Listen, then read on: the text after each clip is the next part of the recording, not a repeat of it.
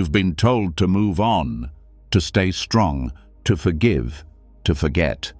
But no one ever taught you how to let go of the memories that still hurt, how to quiet the voice in your head that never stops, how to stop carrying pain that was never yours to hold. They told you time heals everything. But if that were true, why are the old wounds still so fresh? Why does the weight on your chest still feel heavier at night? Why do you still feel like something inside you is broken? The truth is, healing doesn't come from running away. It comes from letting go. Not by force, not by pretending, but by slowly loosening your grip until your heart no longer needs to fight. And this is where Buddhism comes in. Not as a religion, not as a rule book, but as a map back to yourself. For centuries, monks, sages, and seekers have followed these teachings to release suffering, to find peace in the chaos, to return to a stillness that's been there all along, buried beneath the noise. Tonight, you'll do the same. You won't just fall asleep, you'll let go of guilt, of anger, of stories that no longer serve you, and in their place, space, silence, a calm you may not have felt in years. As you listen to these teachings, something inside will shift. The past will lose its grip, the overthinking will fade, and a quiet kind of healing will begin. This isn't just background noise for bedtime, this is a turning point. Are you ready to release what's been holding you back? Then take a breath, and let's begin. 4-0. You said, rewrite horizontally and remember throughout. ChatGPT said, you've been told to move on, to stay strong, to forgive, to forget. But no one ever taught you how to let go of the memories that still hurt, how to quiet the voice in your head that never stops, how to stop carrying pain that was never yours to hold. They told you time heals everything. But if that were true, why are the old wounds still so fresh? Why does the weight on your chest still feel heavier at night? Why do you still feel like something inside you is broken? The truth is, healing doesn't come from running away. It comes from letting go, not by force, not by pretending, but by slowly loosening your grip until your heart no longer needs to fight. And this is where Buddhism comes in, not as a religion, not as a rule book, but as a map back to yourself. For centuries, monks, sages, and seekers have followed these teachings to release suffering, to find peace in the chaos, to return to a stillness that's been there all along, buried beneath the noise. Tonight, you'll do the same. You won't just fall asleep, you'll let go of guilt, of anger, of stories that no longer serve you. And in their place, space, silence, a calm you may not have felt in years. As you listen to these teachings, something inside will shift. The past will lose its grip, the overthinking will fade, and a quiet kind of healing will begin.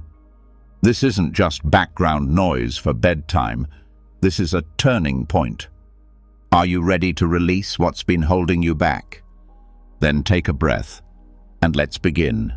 You've been holding on for so long, not just to people or things, but to thoughts, emotions, expectations, silent fears that wrap around your chest like a tightening rope.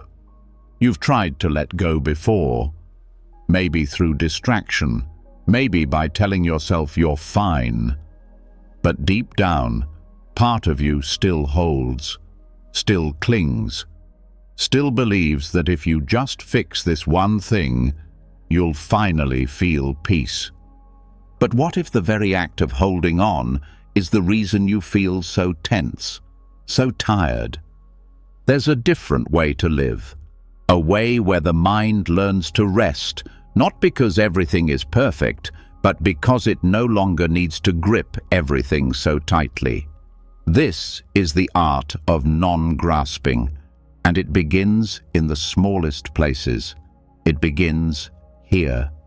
To understand what it means to truly let go, you must first see how you're grasping in the first place.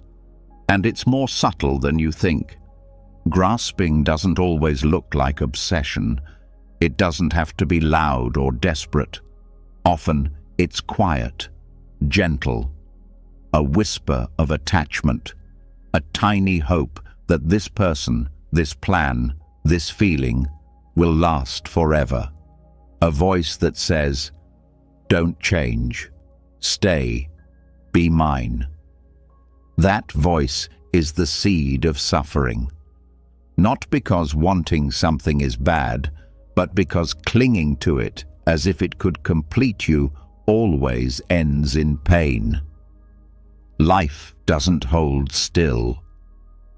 Thoughts come and go.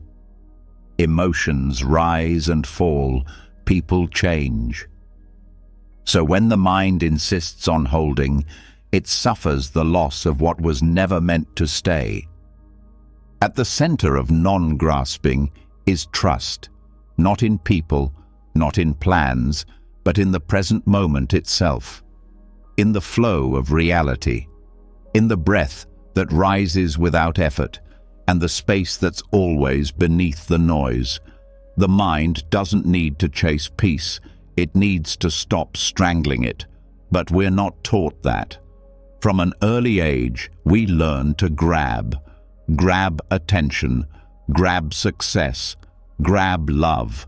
And once we get it, we tighten our grip, hoping it won't slip away. And yet, it always does. Everything we grasp wears out, fades, shifts form. Even the body changes, no matter how hard we try to control it. That's not a tragedy. That's the nature of all things. But when we resist that nature, when we grasp, it becomes suffering. To see this clearly, watch the mind, not with judgment, but with quiet curiosity. Notice how quickly it reaches for certainty, for control, for reassurance. Even in stillness, it clings to a narrative. I'm this kind of person. This is who I need to be. This is what I must do. Those identities seem harmless, but when we can't see them for what they are, mental stories, we mistake them for reality. We defend them. We suffer for them. We chase after ideas of happiness, not happiness itself. Non-grasping doesn't mean we stop caring. It doesn't mean we give up on effort or relationships or dreams. It means we stop tying our identity to the outcome. It means we can hold without squeezing. We can love without owning. We can try without demanding. It's not about detachment. It's about balance. Think of the mind like an open palm. When something beautiful comes, we let it rest there. We feel it, appreciate it, but we don't close the fist. We let it go when it goes. And when something painful appears, we don't push it away. We let it be. And when it passes, we don't chase it. Mental spaciousness comes from this way of being. It's not about emptying the mind. It's about creating room around each thought, each emotion, so they can rise and fall without crashing into each other. You can have a thought without believing it. You can feel something deeply and not be consumed by it. That's spaciousness. To train this quality, we return to awareness, again and again, not to control thoughts, but to see them as they are, temporary, empty of solidity. You might notice a craving arise. I need them to reply. I hope they like me. Instead of reacting, you watch. You feel the tightness, the pull, and you breathe. You don't follow it. You don't fight it. You simply rest with it. In that resting, grasping loosens. The thought fades. You remain. Over time, the grip of craving weakens. You begin to recognize its voice, not as truth, but as habit. The mind will say, "This is urgent. This matters more than anything." But you've learned its pattern. You smile gently, and you let the thought pass, like a cloud in a vast sky. There's a quiet strength in that, not a cold disinterest, but a soft, steady presence. You become less reactive, less tangled, and you begin to notice something surprising. Peace was never far away. It was just hidden beneath the noise of wanting. Sometimes people ask, but what about motivation? If I let go, won't I stop caring? But non-grasping doesn't kill motivation. It clarifies it. You still act. You still create. But from love, not fear. From clarity, not panic. You do what matters and let go of the rest. The results are no longer chains around your neck. They're ripples in a vast ocean. This way of living doesn't come overnight. It's not a switch you flip. It's a practice, a daily remembering, a soft return to center. You begin noticing when you tighten, when you reach, when you resist. And instead of judging it, you breathe, you soften, you create space, again and again. That space is healing. In it, pain can dissolve without being forced. Old wounds can breathe, thoughts can lose their grip. You stop trying to fix everything and start allowing what is. And in that allowing, there's freedom. You may notice that your anxiety starts to lose its edge, not because the world changed, but because your relationship to it did. You no longer need to control everything to feel okay. You learn to stay open in uncertainty, to find calm without needing the puzzle pieces to line up perfectly. Non-grasping also transforms relationships. It frees others from your expectations. You stop needing them to be different for you to be happy. You listen more, judge less, and you love more deeply, because you love from presence, not need. There's no, "I need you to complete me." There's only, "I see you, I care, and I give you space to be yourself." Even grief softens in the light of non-grasping. It doesn't disappear, but it becomes clean, not tangled with guilt or resistance. When someone or something we love leaves, the pain comes naturally, but when we don't cling, the pain flows. It moves, it teaches, and eventually it transforms. The same is true with anger. When we stop grasping at the idea that things should be different, we stop feeding the fire. We still act if needed. We still speak up. But the fuel is no longer reactivity. It's wisdom. This practice touches everything, even our thoughts about ourselves. When we grasp at identity, we limit who we can be. I'm not good enough. I always fail. These stories become prisons. But when you let go of the story, you open to growth, to change, to truth. Letting go of the need to be someone special allows you to just be, fully, authentically. That's where your power is, not in proving, but in presence. And you begin to notice the small moments again, the way sunlight feels on your skin, The quiet of early morning, the softness of your breath. When you're not busy chasing or clinging, life becomes vivid, alive. You start to trust the unfolding instead of fighting it. This doesn't mean everything becomes easy. Life still brings difficulty. But your relationship to difficulty changes. You stop adding mental suffering to the natural pain. You meet challenge with presence, not panic, with openness, not defense. And in that space, you begin to grow, not as someone trying to be better, but as someone becoming more whole, more grounded, more free. Non-grasping gives the mind rest, not by escaping life, but by meeting it fully, without needing it to be anything other than what it is. And in that meeting, healing happens, not from effort, but from release. So tonight, let the practice begin gently. You don't need to let go of everything all at once. Just notice. Notice where the mind grips. Notice where the breath feels tight. And soften. That's enough. Let yourself rest in the knowing that you don't need to hold so hard. You don't need to chase or fix or become someone else to be at peace. You only need to return to this breath, this moment, this space.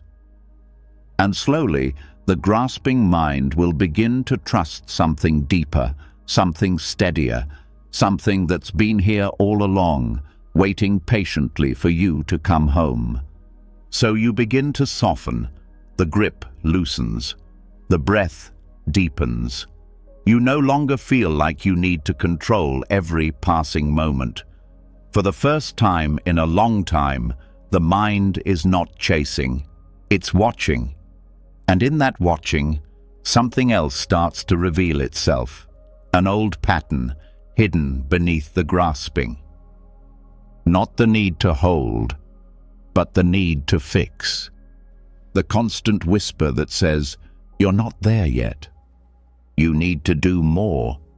You should be better than this by now." This voice doesn't shout. It quietly follows you.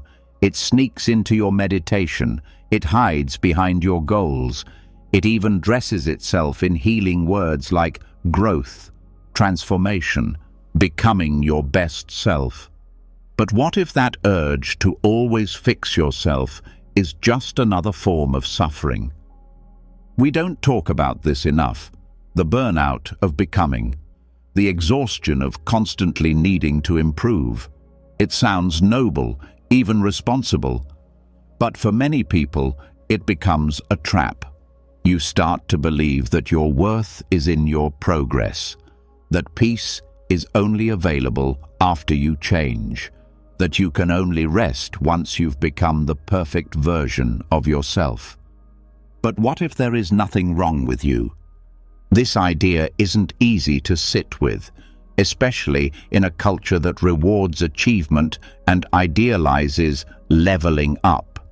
You're told that happiness is at the top of the next hill, and so you climb, and then you climb again, and again, until you realize there is no top, only the pressure to keep going, always becoming, never being.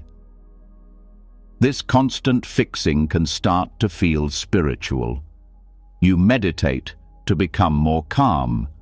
You journal to become more healed. You read to become more wise.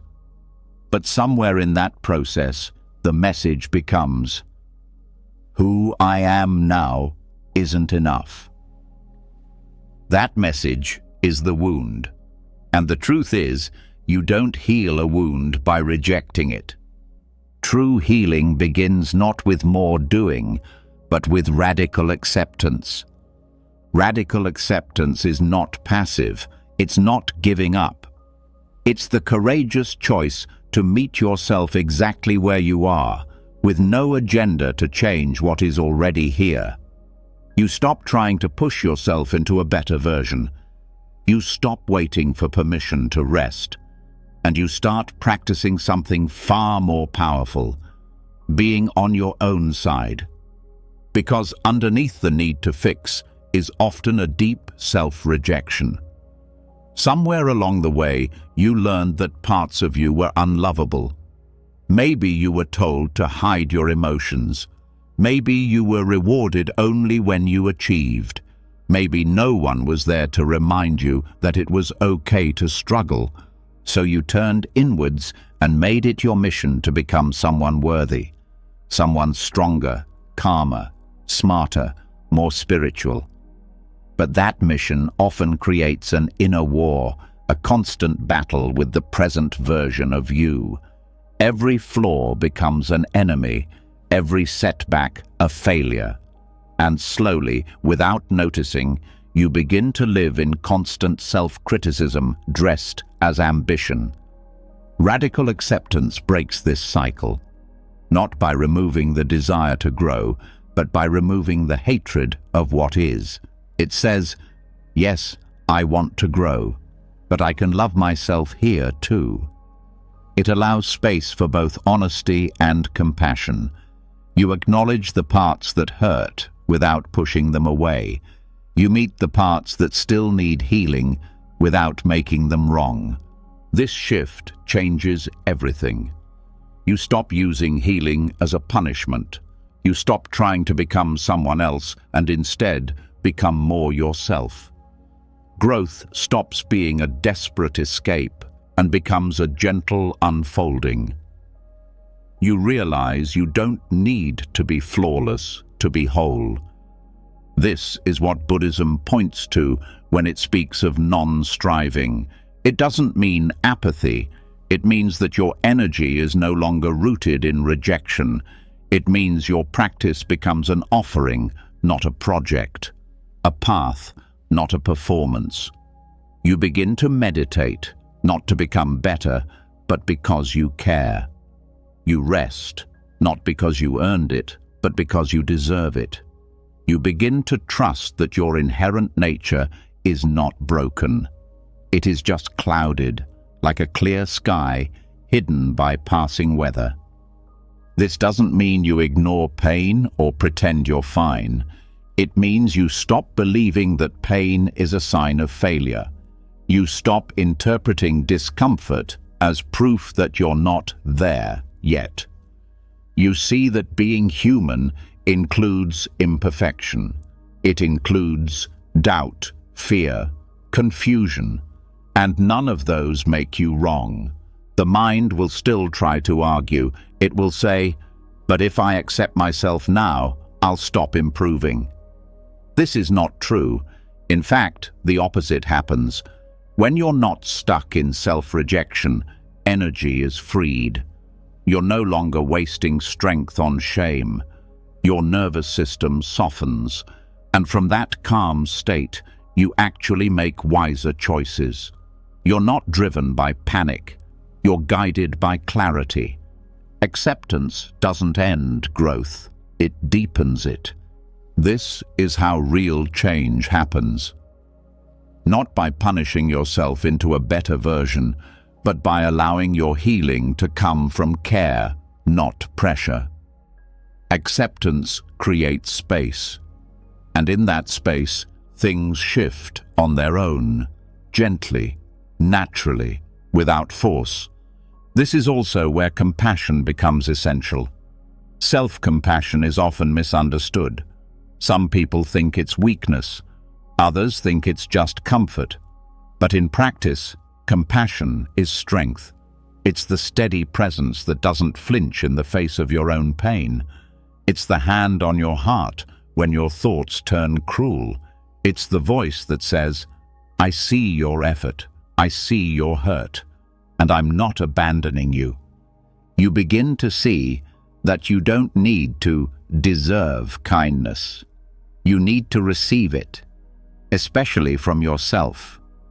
You offer that kindness not because you've reached some imagined finish line, but because you're human.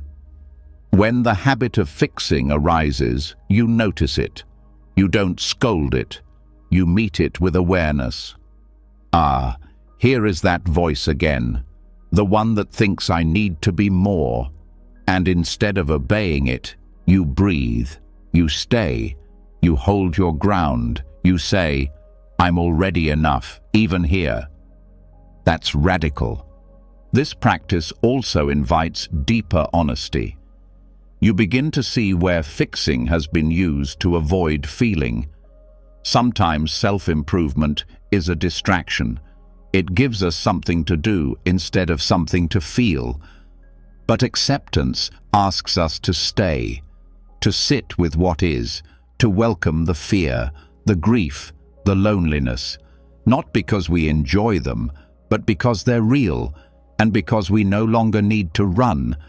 This is how peace grows, not by building layers of protection, but by removing the armor we no longer need. When you stop rejecting what's inside you, you become softer. And in that softness, you become stronger, less reactive, less afraid. You also stop comparing your healing to someone else's. You see that each path is different. Each pace is valid. There is no behind. There is only here. The need to fix often arises from comparison, but acceptance cuts through that noise. It reminds you that your journey doesn't need to look like anyone else's. You are not late. You are not missing out. You are unfolding as you are meant to, and as that unfolds, you start to feel safer in your own presence. You begin to spend less energy performing for others or proving your worth. You stop building identities around healing. You stop clinging to the role of the wounded one or the one who overcame. You just are, and that is enough. There is nothing wrong with wanting to grow, wanting to heal, wanting to feel better. But when those desires come from fear, they trap us. When they come from acceptance, they free us. Letting go of the self-fixer doesn't mean you stop evolving. It means your evolution is no longer rooted in shame. It becomes rooted in love, in care, in the deep understanding that you are not broken. You are human, you are learning, and that is not a flaw, it is your path. So the next time you catch yourself spiraling into another project to fix your life, pause. Ask yourself, what if I'm okay right now? Not perfect, not finished, but okay. What if I could rest here without rushing towards something else? And if that feels hard, let it be hard. Acceptance doesn't demand ease, it only asks for honesty. You meet the moment as it is. You meet yourself as you are. No more forcing, no more fixing, no more chasing some better version of you like happiness is locked behind the next upgrade. You are here, you are whole, and that is more than enough. So breathe, stay with yourself, and let the healing come, not as a task, but as a return. A return to the truth that was always waiting beneath all the striving. You are already worthy, even now, especially now. And so you begin to see the difference, that healing isn't about adding more or becoming someone else. It's about the quiet strength of being with what is. You stop fixing, you start listening. You give yourself permission to rest in the truth of your own presence. But there's another weight still held in many hearts, one heavier than self-doubt and often more hidden. It's the weight of what others have done, the words that cut, the betrayals that stayed, the deep sting of harm left unanswered. You say you've let it go, you've moved on, but some part of it still lives in the body, still echoes in thought, still clouds the heart when silence falls. What do you do with pain that wasn't yours to carry, but became yours to hold? This is where forgiveness enters, not as a favor, not as a moral checkbox, but as a path to your own freedom. Forgiveness, in its truest form, has nothing to do with the other person. It isn't about making what happened okay. It's not about forgetting. It's not even about reconciliation. In Buddhist understanding, forgiveness is the deliberate act of releasing yourself from the bondage of resentment. It's a spiritual cleansing, not for them, but for you. When harm is done, it doesn't end with the event itself. The mind replays it, the body stores it, the heart builds walls around it. This is the karmic residue that lingers, not because of the action, but because of the energy we continue to feed it with. Anger, judgment, bitterness, all of it becomes a loop. Karma, in Buddhist psychology, isn't punishment. It's momentum. It's the continuation of causes and conditions. The pain that was caused becomes a seed. If we hold on to it tightly, water it with thought, and revisit it often, it grows into a life of its own. Our freedom becomes tied to the past. And yet, it's not the original pain that binds us. It's the unwillingness to let go of the chain it created. Forgiveness breaks that chain, not because what happened is excused, but because the one who was harmed refuses to carry it any longer. This act isn't quick. It's not about forcing a feeling of peace before its time. Forgiveness in Buddhism begins with clarity. First, we acknowledge what was done, not deny it, not soften it. We see it for what it was, and we name the pain it caused, not to dwell, but to understand the weight we've been holding. This part matters, because sometimes what we're calling forgiveness is actually suppression. We skip over the pain to look strong. We tell ourselves it's in the past, but deep down, we're still holding the wound like a closed fist. True forgiveness doesn't bypass pain.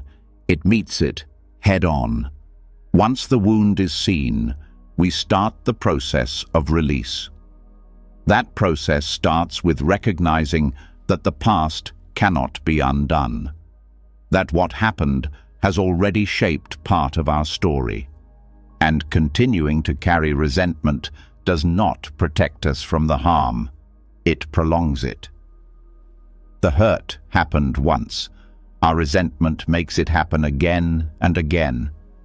Letting go of resentment is a kind of grieving. We grieve the wish that it had been different. We grieve the hope that they might make it right. And in that grieving, a deeper understanding arises. They may never say sorry. They may never understand the damage they caused. And even if they do, it won't erase what's already been felt. So we choose not to forget, but to free ourselves. We stop waiting for the apology that may never come. We stop defining ourselves by what was done. And instead, we start writing a different ending to the story. One where we are not bound to the actions of others. Buddhist teachings emphasize that each being is the owner of their karma. Their choices belong to them. Their actions will bear consequences, whether we see it or not. We don't have to carry their karma for them. And when we cling to resentment, that's what we do. We take on someone else's energy as our own. Forgiveness returns us to ourselves. It allows us to step out of the karmic entanglement and say, this ends here. Not out of weakness, but out of strength, out of the deep knowing that your peace is worth more than your pain. There's also something else forgiveness makes possible: understanding. Not of the act, but of the suffering behind it. Buddhism teaches that all harmful action arises from ignorance, confusion, and inner turmoil. People cause harm when they are disconnected from their own truth, from their own heart. This doesn't justify what they did, but it makes space for a broader view. When we see that even those who hurt us are suffering, something softens, not because they deserve compassion, but because we deserve peace, and holding on to hate burns us from the inside. You begin to see that everyone is acting from their own pain, their own conditioning, their own karmic patterns. Some people have never been taught how to love, others don't know how to regulate their own fear. That doesn't excuse abuse, but it allows you to step back from the cycle and say, I will not pass this pain forward. Forgiveness in this way becomes generational healing. You stop carrying the energy of vengeance. You stop teaching your nervous system that protection must always come through anger, and you begin to rest, not in perfection, but in release. Release takes time. Some wounds are deep, and sometimes we have to forgive the same person 100 times, not because they keep hurting us, but because the memory returns. And every time it does, we get another chance to practice, another chance to say, yes, this hurt, but it does not define me. And this includes forgiving yourself. One of the most difficult forms of forgiveness. Sometimes the resentment is not aimed outward. It's directed inward, at our younger self, our past choices, our moments of weakness. We think, I should have known better. Why did I allow that? How could I have been so blind? But the one who made those choices was not who you are now. They were learning. They were trying. They were doing the best they could with the awareness they had. Forgiveness doesn't mean you approve of what happened. It means you stop attacking yourself for not being wiser sooner. The Buddha taught that hatred never ends through hatred. It ends through love. That includes self-hatred. That includes the little voice inside that says, you're too broken to be whole again. That voice is lying. You are not too far gone. You are not beyond healing. You are not your worst moment. And every time you soften toward yourself, you break a piece of that lie. Forgiveness is love in action. It's love that says, I choose peace, even if they never change. It's love that says, I choose to put this burden down, even if justice never comes in the way I hoped. And in that choice, the heart becomes lighter, not because everything is fixed, but because you are no longer tangled in what cannot be changed. Buddhist practice often includes loving kindness meditation as a tool for forgiveness. You start with yourself, then someone you love, then someone neutral, then someone difficult, and eventually all beings.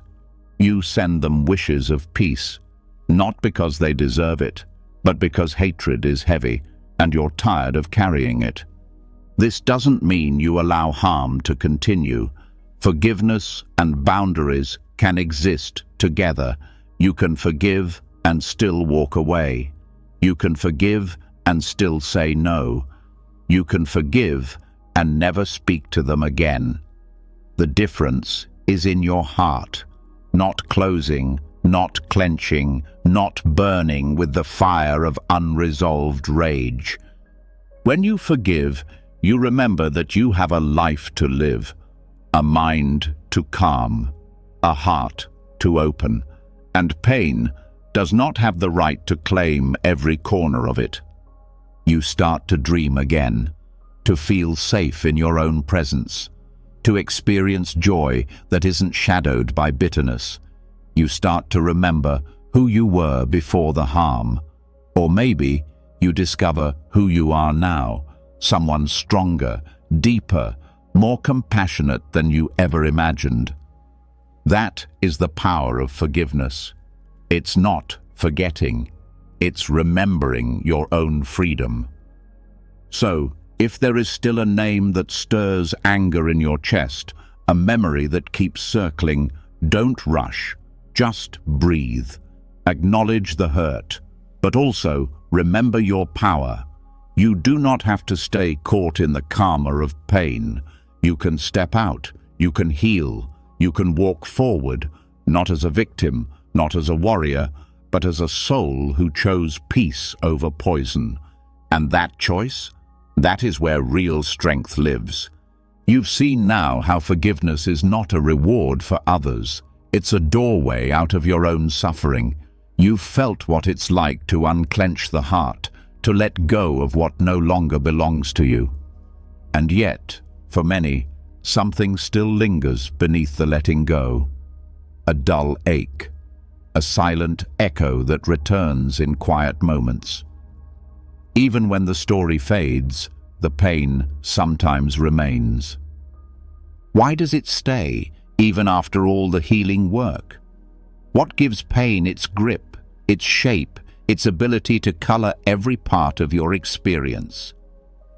To answer this, we need to look deeper, not just at what pain feels like, but what it is. Not through emotion, but through wisdom.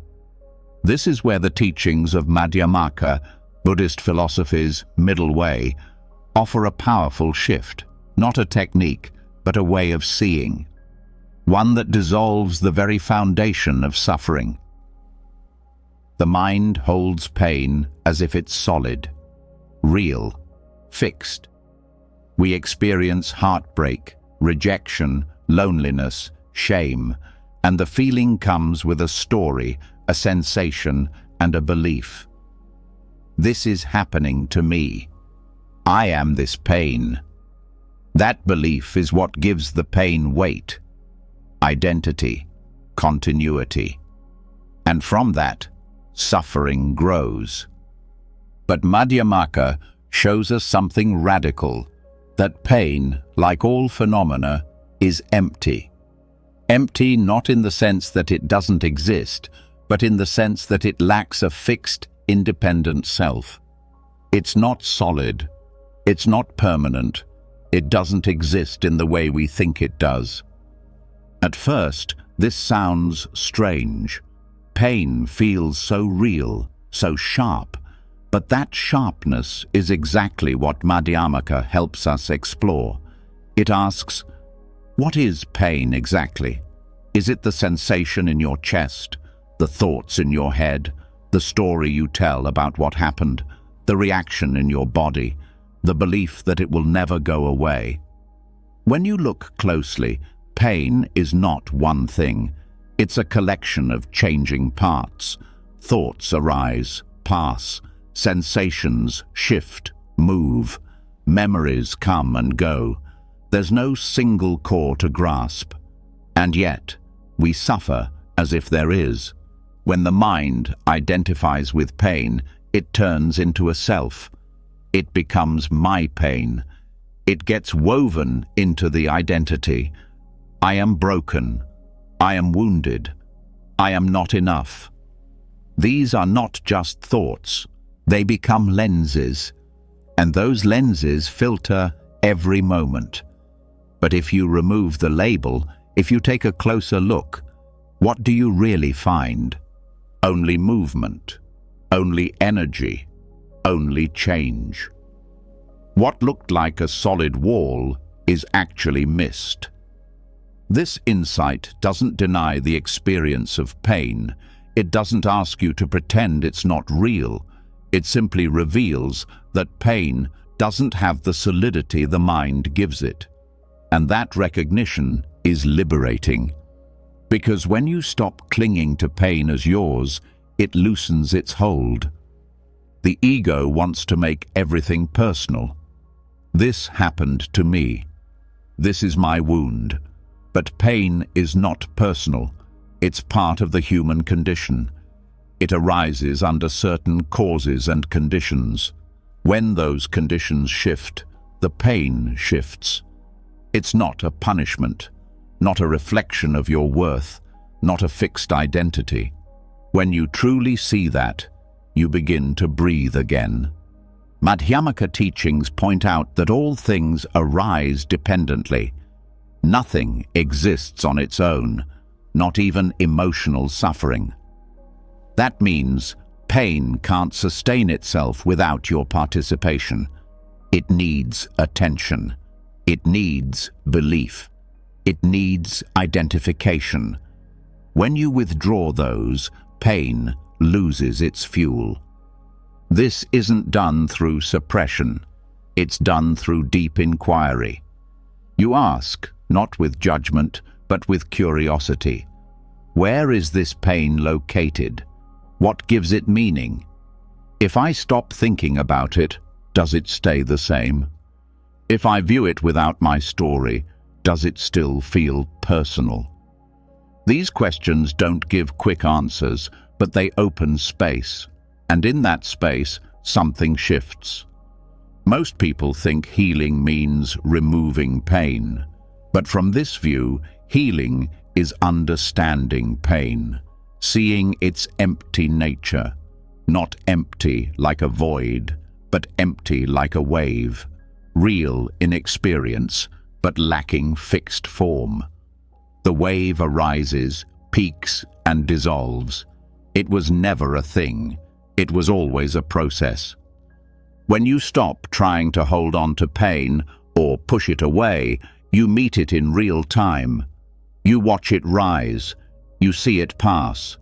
You begin to trust that it doesn't define you. That insight is not just intellectual, it's felt. You start to experience yourself less as the one having pain and more as the awareness noticing pain. This shift is subtle but powerful.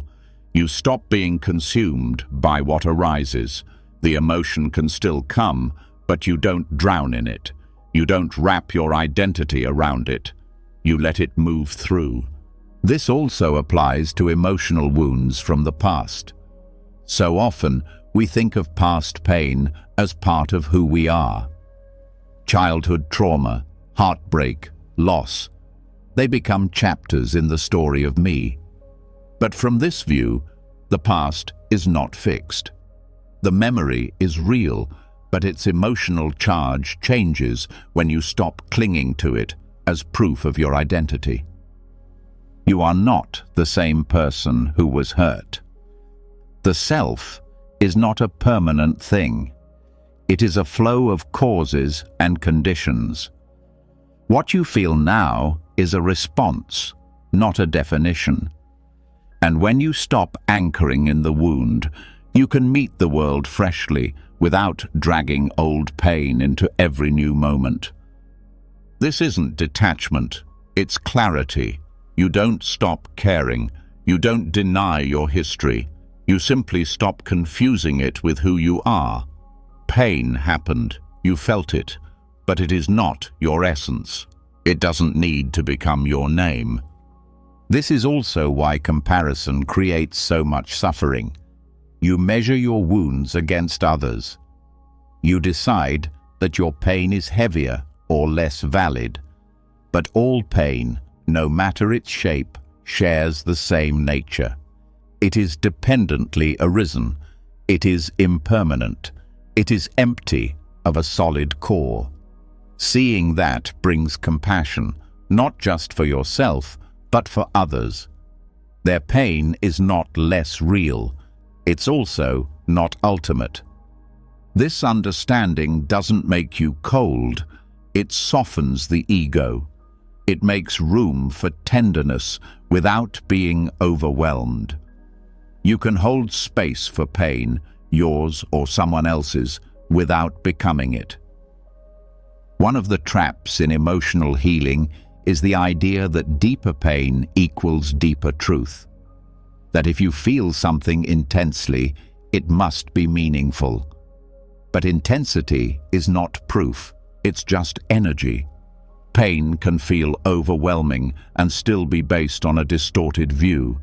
Just because a thought causes emotion doesn't mean the thought is true. And just because a feeling lingers doesn't mean it holds meaning. Madhyamaka invites you to question not just thoughts, but the very framework that gives rise to suffering. It doesn't say change your thoughts. It says, see that all thoughts, all feelings, all stories are empty of fixed identity. When you see this, you stop getting trapped, and you start to live more freely. That freedom is not a denial of reality. It is a deeper intimacy with it. You start to notice the moment before the story, the space between emotion and reaction. That space is where healing lives. In that space, you don't need to fight the pain or fix the pain. You simply let it come, and you let it go. Because you no longer believe that pain is the whole truth. You know it is a visitor, and like all visitors, it will leave. This changes how you respond to the body too. Physical pain often triggers emotional resistance. You feel it and immediately grasp. Why is this happening? Will it ever end? What does it mean? But pain is just sensation. When stripped of story, it changes. It may still hurt, but it doesn't scare you. It doesn't define you. It becomes part of the landscape, not the whole terrain. This also helps with the fear of future suffering. The mind projects ahead. It anticipates loss, failure, heartbreak, and it suffers early, trying to control what hasn't yet happened. But what you're afraid of is not the event, it's the story, and the story is empty. Without belief, it collapses. You begin to understand that peace isn't found in the absence of pain. It's found in the absence of grasping at pain as real, permanent, or personal. You stop waiting for perfect conditions. You stop needing everything to be fixed before you feel okay. You realize, I can feel this and still be free. I can experience this and still know who I am beneath it. I can meet this moment, even in pain, and still not lose myself to it. That's the power of seeing through, not looking away, but looking clearly. Pain no longer needs to be erased. It only needs to be seen, fully, directly, with wisdom. And in that seeing, it dissolves, not because you made it go, but because you stopped holding it up. When the story fades, when the self in the center softens, what remains is space, stillness, presence. From there, life opens up, not because the pain is gone, but because it no longer controls you. And in that opening, healing happens, quietly, naturally, not from effort, but from clarity. The clarity that knows pain arises, pain passes, and in the deepest sense, there was never a solid me for it to belong to. There is only this moment, this awareness, this breath, and here there is peace.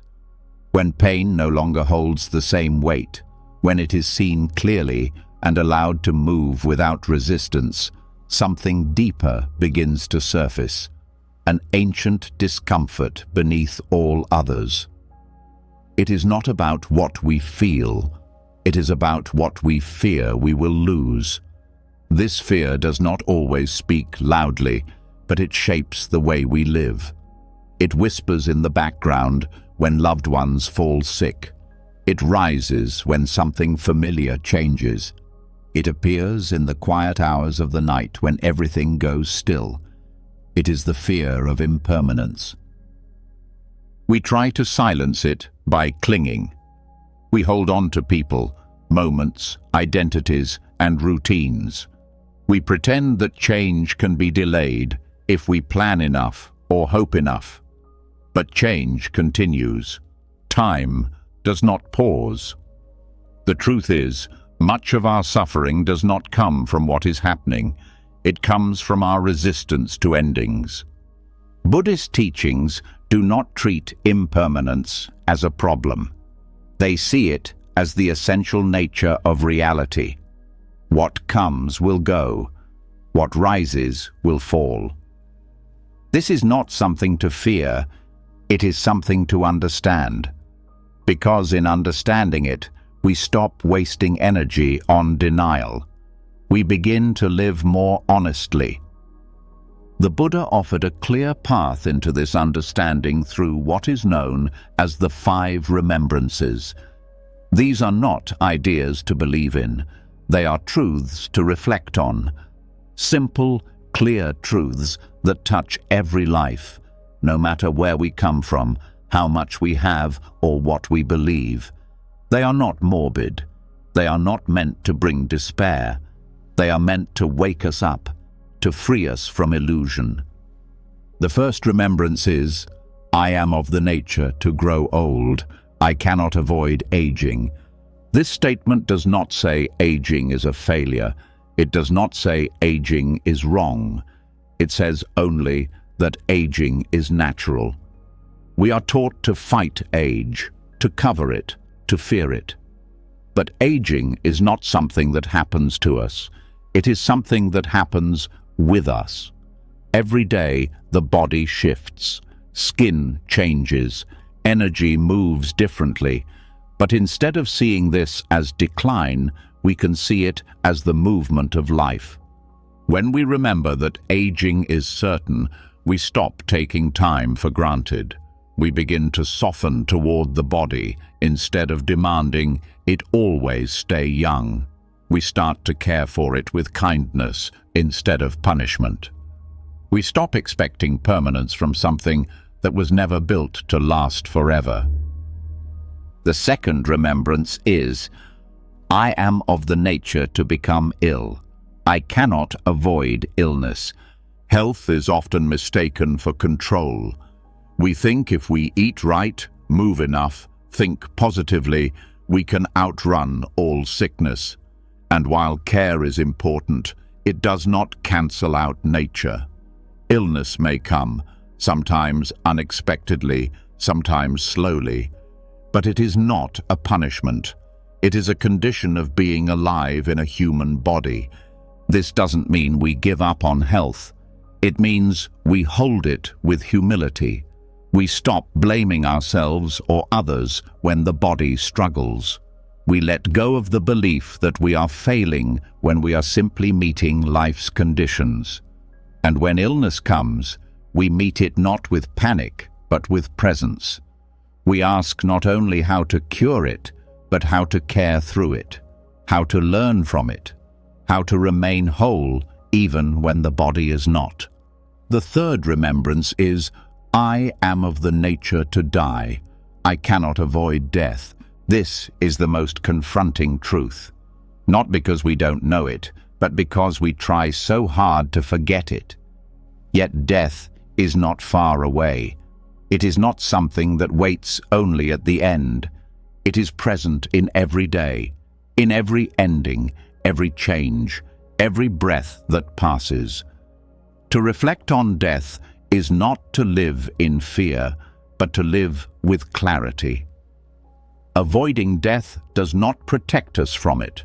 It only makes us live in anxiety. When we face it directly, something strange happens. We become freer. We stop postponing life. We stop waiting for the perfect moment. We speak the truth more often. We forgive more quickly. We release what no longer matters, because we see what always has. Our time here is brief. This doesn't mean we rush through life. It means we meet each moment fully. We stop assuming we have time. We don't know how long we or those we love will be here. That truth can hurt, but it also invites deep gratitude. We see each interaction as precious. We stop wasting connection on petty arguments. We begin to cherish what is, not what could have been. The fourth remembrance is, all that is dear to me and everyone I love are of the nature to change. There is no way to escape being separated from them. This truth breaks through the most painful illusion, that if we love enough, we can keep people forever. But no one stays unchanged. No relationship remains fixed. And eventually, there is separation, through distance, through time, through death. This is not cruel. It is the nature of things. But when we forget this, we grasp. We become controlling. We cling to roles and relationships as if they could be preserved exactly as they are. We suffer when people grow or leave or die, not just because of the loss, but because we thought they would always stay.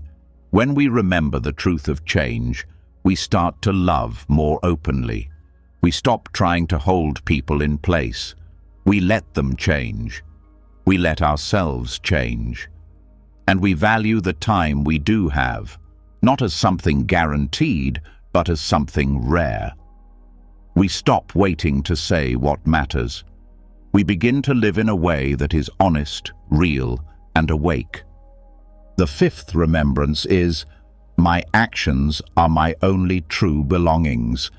I cannot escape the consequences of my actions. They are the ground upon which I stand. This is not a warning, it is a reminder of empowerment. Everything else can be lost. Health, youth, relationships, possessions. But how we show up, how we speak, how we treat others, this leaves a trace. Our actions shape our path, not because of judgment, but because of causality. This remembrance grounds us in responsibility. It asks us to consider the energy we leave behind, not just in words, but in how we make people feel, in how we respond when things are difficult, in what kind of presence we bring into the world. When we know our actions matter, we stop living on autopilot. We begin to live with integrity. We stop blaming others for our emotions. We take responsibility for our choices. We forgive ourselves when needed, but we also remain accountable, not to please anyone, but because it's the only ground that doesn't shift.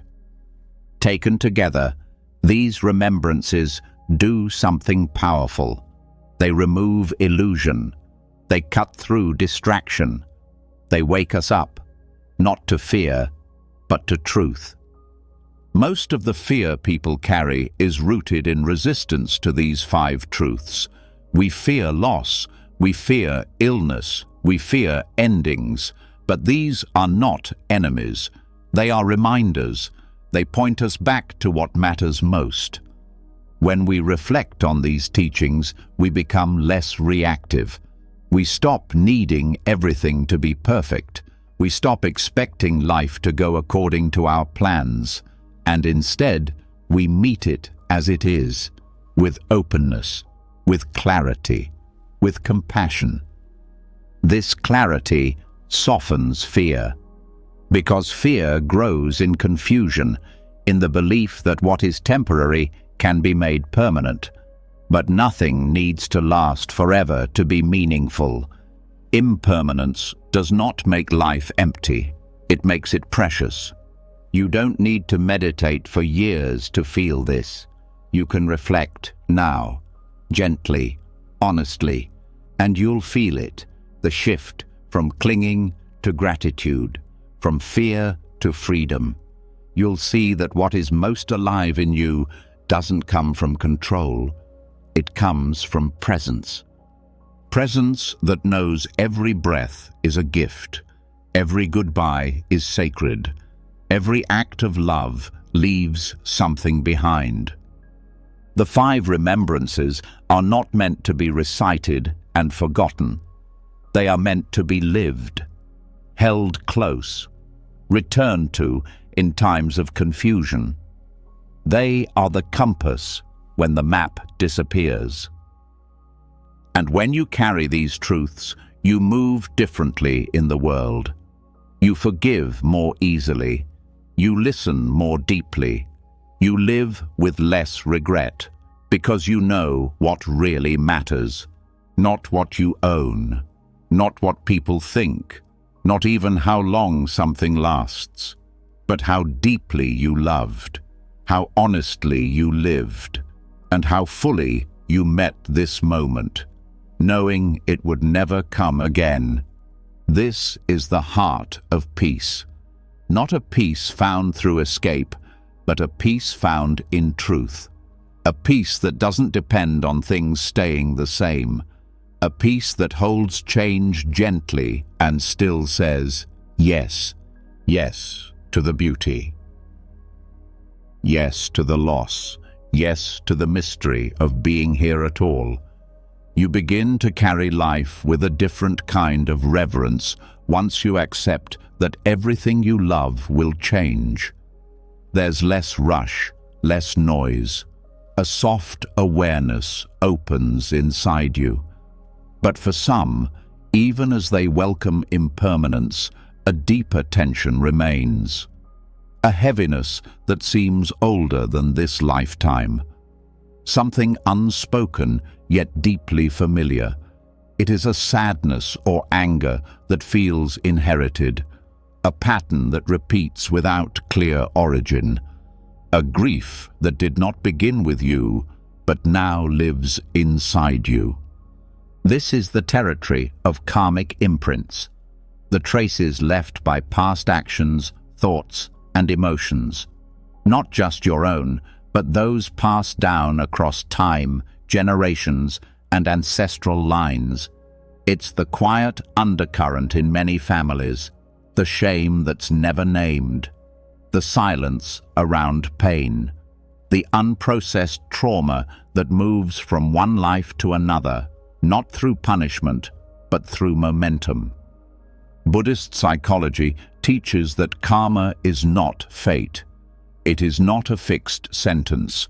It is not about deserving suffering. Karma means action, and every action leaves a trace. A mental, emotional, energetic impression. These imprints shape how we see the world, how we react, and what we unconsciously repeat. Some karma is personal, patterns you create through your own choices, but some is collective, some is inherited. When your parents carry unhealed wounds, those energies affect how they relate to you. Even if you don't adopt their beliefs, you may absorb their emotional tone. If a lineage has carried fear, shame, control, or grief for decades or centuries, that current moves through you, often without your awareness. This is why healing often feels harder than expected. You think you're working with your own wounds, but you're also holding the energy of others. You're breaking cycles you didn't start. That work is sacred. It's not only self-liberation, it's a form of service. It's a return to clarity for those who came before and those who will come after. To begin this work, awareness must come first. You learn to watch not just what triggers you, but how it feels in the body. You ask whether the intensity of your emotion belongs entirely to you. When you feel abandoned, is it yours, or is it part of a generational fear of being left behind? When you fear failure, is it your fear, or the echo of an ancestor who was punished for trying? These questions are not to create distance. They are to loosen identification, to see that not all pain means something is wrong with you. Some pain is inherited weight, waiting for someone brave enough to set it down. The body holds memory, not just muscle memory or cognitive memory, but emotional memory passed through generations. This is not metaphor. Modern studies in epigenetics show that trauma can leave markers on DNA that affect how future generations respond to stress. Buddhist teachings understood this long before science caught up. They spoke of tendencies passed on not just through bloodlines, but through karmic associations, habits of heart and mind that move across time. So when you practice mindfulness, you're not just calming your own mind, you are gently interrupting old loops. When you respond with compassion instead of rage, you are breaking a thread. When you offer forgiveness where there has only been silence, you open space for something new to grow. Healing karmic patterns requires more than understanding. It requires commitment to not repeat. And this begins with attention. You begin to trace your reactions back to their roots. When you feel abandoned, do you chase people? When you feel criticized, do you shut down or fight back? When you feel unseen, do you try harder, overperform, overgive? These habits may feel automatic, but they are not permanent. They are learned strategies. Once seen, they can be softened. Each time you choose a new way, you weaken the karmic imprint. You don't need to fix the entire lineage. You only need to meet this moment differently. That choice, repeated over time, is what frees you. This work can also awaken grief, because as you become more aware, you start to see how much your family suffered. You begin to feel compassion for their silence, their harshness, their fear. You see that they were repeating what they had learned. Their actions were not excused, but they are understood. This understanding helps dissolve resentment, not because you pretend everything was fine, but because you stop needing them to be different in order to heal. In this way, healing generational karma does not require confrontation. It requires clarity. You stop waiting for someone else to change. You begin to stand in your own truth, your own energy, your own path. Sometimes you'll feel guilt for breaking family rules. You might be the first to set boundaries, the first to speak openly, the first to seek help. That courage may bring resistance, but it is also the doorway to change. You are not betraying your family by choosing a different path. You are honoring them by not passing on what caused harm. Ritual can also support this process. In Buddhism, there are practices that help cleanse karmic energy: chanting, offering, acts of merit dedicated to those who have passed. These are not symbolic gestures. They are ways of shifting the field of consciousness. You don't need complex ceremonies. Even a silent prayer, a candle lit with intention, a letter never sent. These acts help release what words alone cannot. But the most powerful practice is presence. Simply staying present with your experience without running, fixing, or judging disrupts the transmission of unconscious patterns.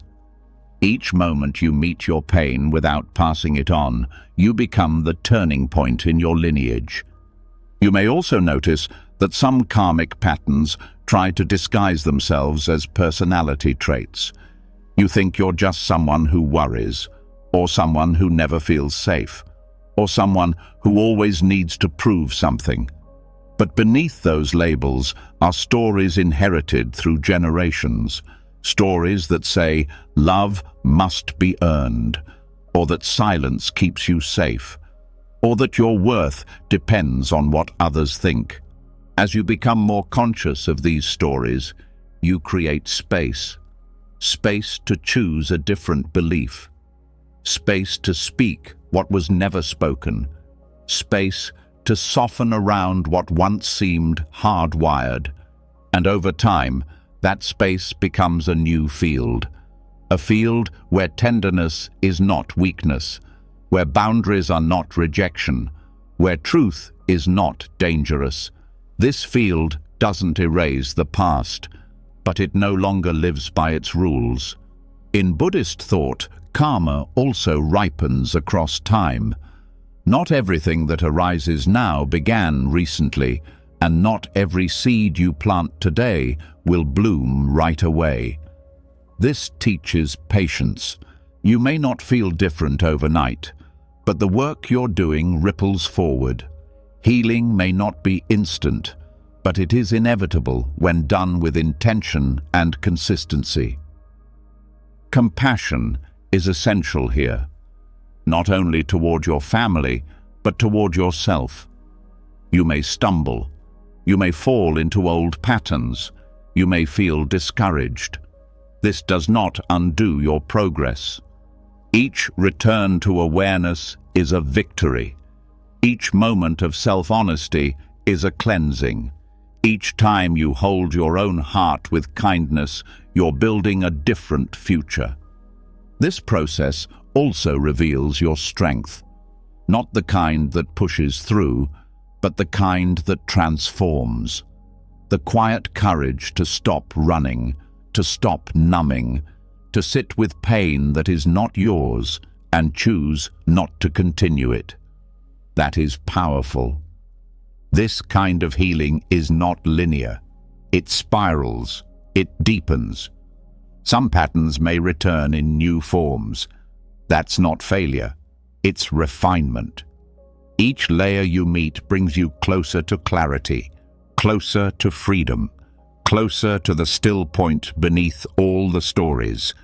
And from that still point, something else arises, a deeper compassion for the world. When you understand how pain is passed down, you see that everyone is carrying something invisible. You judge less. You listen more. You recognize that behind most behaviors is a wound, and behind that wound, a history. That insight doesn't make you passive. It makes you wise. You stop taking things so personally.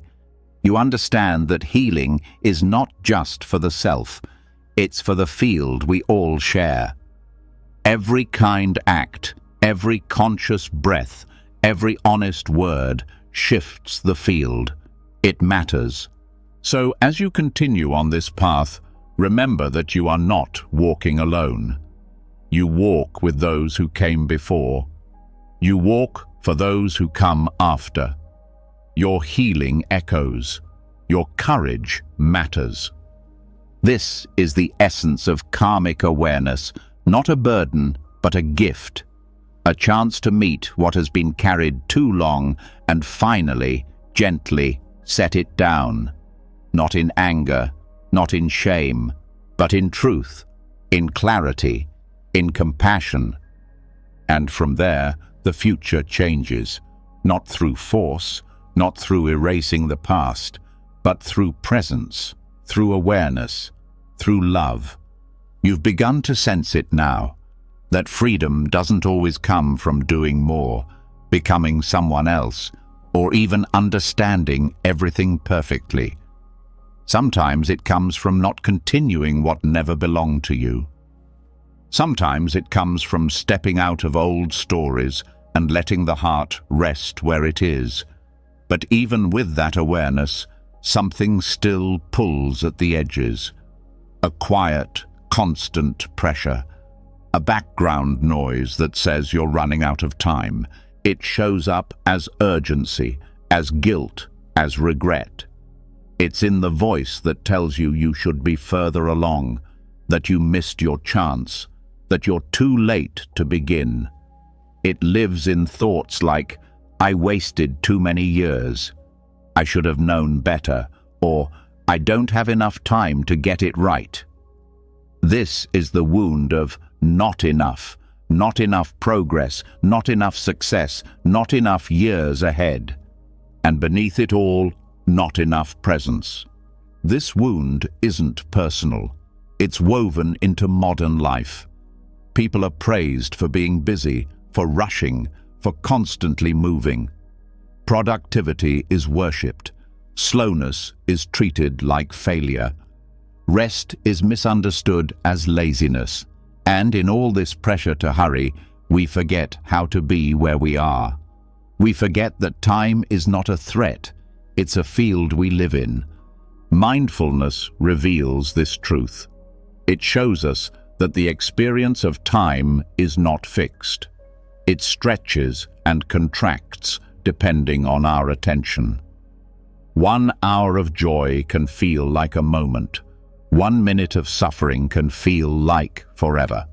Time, as we know it, is not just the ticking of a clock. It's the way we relate to change. The Buddhist path doesn't deny time. It works with it skillfully. It points us to presence, not as a vague idea, but as a direct experience of reality. When we are truly present, the future and past are no longer heavy. They exist, but they don't dominate. Regret and anticipation soften. What's left is clarity, breath, awareness, enoughness. The belief that we're behind in life is one of the most painful mental patterns. It creates anxiety that has no clear source. You could be safe, loved, even at peace, and still feel like you're losing a race you don't remember entering. This mental tension comes from measuring yourself against invisible deadlines. Society teaches that you must reach milestones by certain ages, but when you investigate these beliefs, you find they are arbitrary. No age guarantees wisdom. No deadline defines your worth. Letting go of time doesn't mean giving up on plans. It means releasing the belief that your value is measured by how quickly you get somewhere. It means you stop tying your self-worth to what you achieve in a year or a decade. You start asking better questions, not "Am I on schedule?" but "Am I present for this moment?" This shift also dissolves regret. Regret is not just sadness about the past. It's the belief that things could have been different if only you had known more. But the truth is, you were always doing what you could with the awareness you had. The past cannot be changed, but your relationship to it can be healed. Mindfulness brings you back to now. It shows you that every breath is a doorway. Every moment is a chance to begin again. Even if you've wasted time, even if you've hurt others, even if you've delayed healing, you can return now. Life is not asking for your perfection, it's asking for your attention. The wound of not enough also shows up in the future. The mind races to what's next. It fears losing time. It chases achievement to make up for past delays. But the future is just another thought. It hasn't arrived. And when you live too much in anticipation, you miss what is already here. There is no peace in the future. There is only the idea of peace. The real thing lives in this breath, this step, this word. You begin to understand that the present moment is not a means to an end. It is the end. Not because goals don't matter, but because life only happens here. This insight can be uncomfortable. It strips away the comfort of someday. It asks you to stop postponing presence, to stop waiting for everything to be figured out.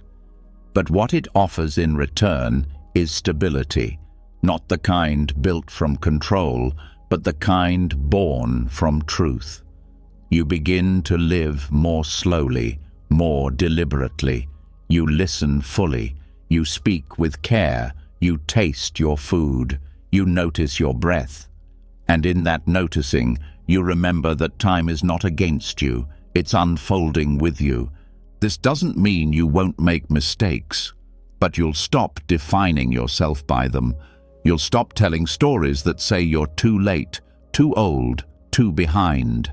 Instead, you'll meet yourself where you are, not with urgency, but with understanding. You may still have ambitions, you may still have goals, but they will be rooted in joy, not fear. You'll want to grow, not because you're not enough, but because it's your nature to expand. You'll set intentions, not timelines, and you'll trust that what is meant for you won't need to be chased. It will arrive when you're ready to meet it. There's also healing in realizing that slowing down is not wasting time. It's reclaiming it. When you pause, when you rest, when you do something for no reason other than love, you are not falling behind. You are touching something timeless. You are stepping out of the mind's pressure and into the heart's rhythm. And from this rhythm, you begin to see others differently too. You stop measuring people by their progress. You stop expecting them to be on your timeline. You meet them in the present, where they are. This brings patience, compassion, real connection. You stop rushing conversations. You stop treating relationships like tasks. You begin to show up fully.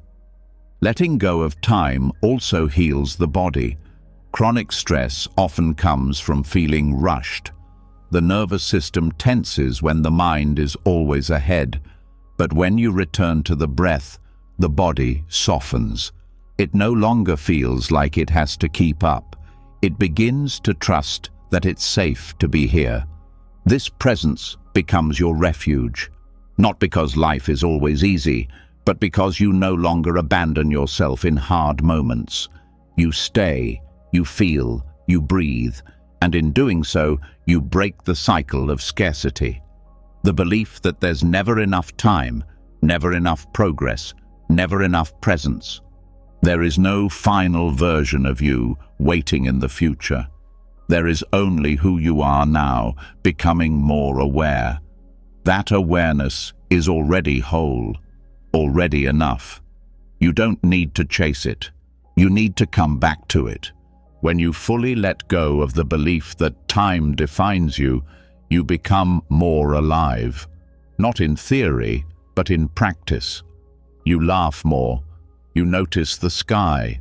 You cry without rushing. You hold someone's hand and feel everything in that simple act. These are not small things. These are the moments that carry real weight. Not because they are dramatic, but because they are real. You begin to live less from memory and less for expectation. You stop trying to prove something.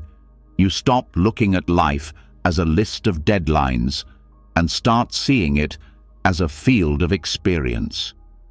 Always changing. Always now.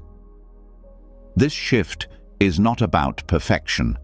Some days you'll forget. The mind will rush. The voice will return. That's okay. You don't need to fight it. Just notice, breathe, return. Every return is healing. Every return weakens the belief that you're late, because you're not. You've never been. The idea of being behind was never true. It was just a voice you inherited, a collective story that said you had to move faster, do more, reach higher. But you can drop that now. You can choose presence instead of pressure, awareness instead of speed. And in doing so, you don't lose time.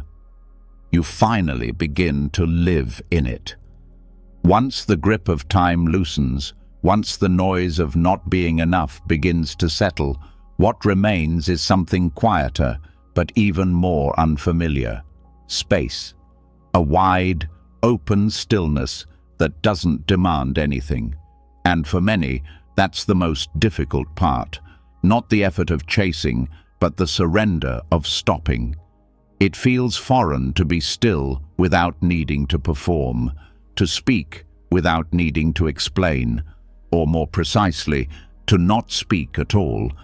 There is a kind of silence that feels empty, the silence that comes from isolation or avoidance. But there's another kind, a silence that heals, a silence that holds, a silence that speaks without words. In Buddhism, this is known as noble silence, not the absence of sound, but the presence of stillness. It's a conscious choice to withdraw from the noise, not out of fear, but out of clarity.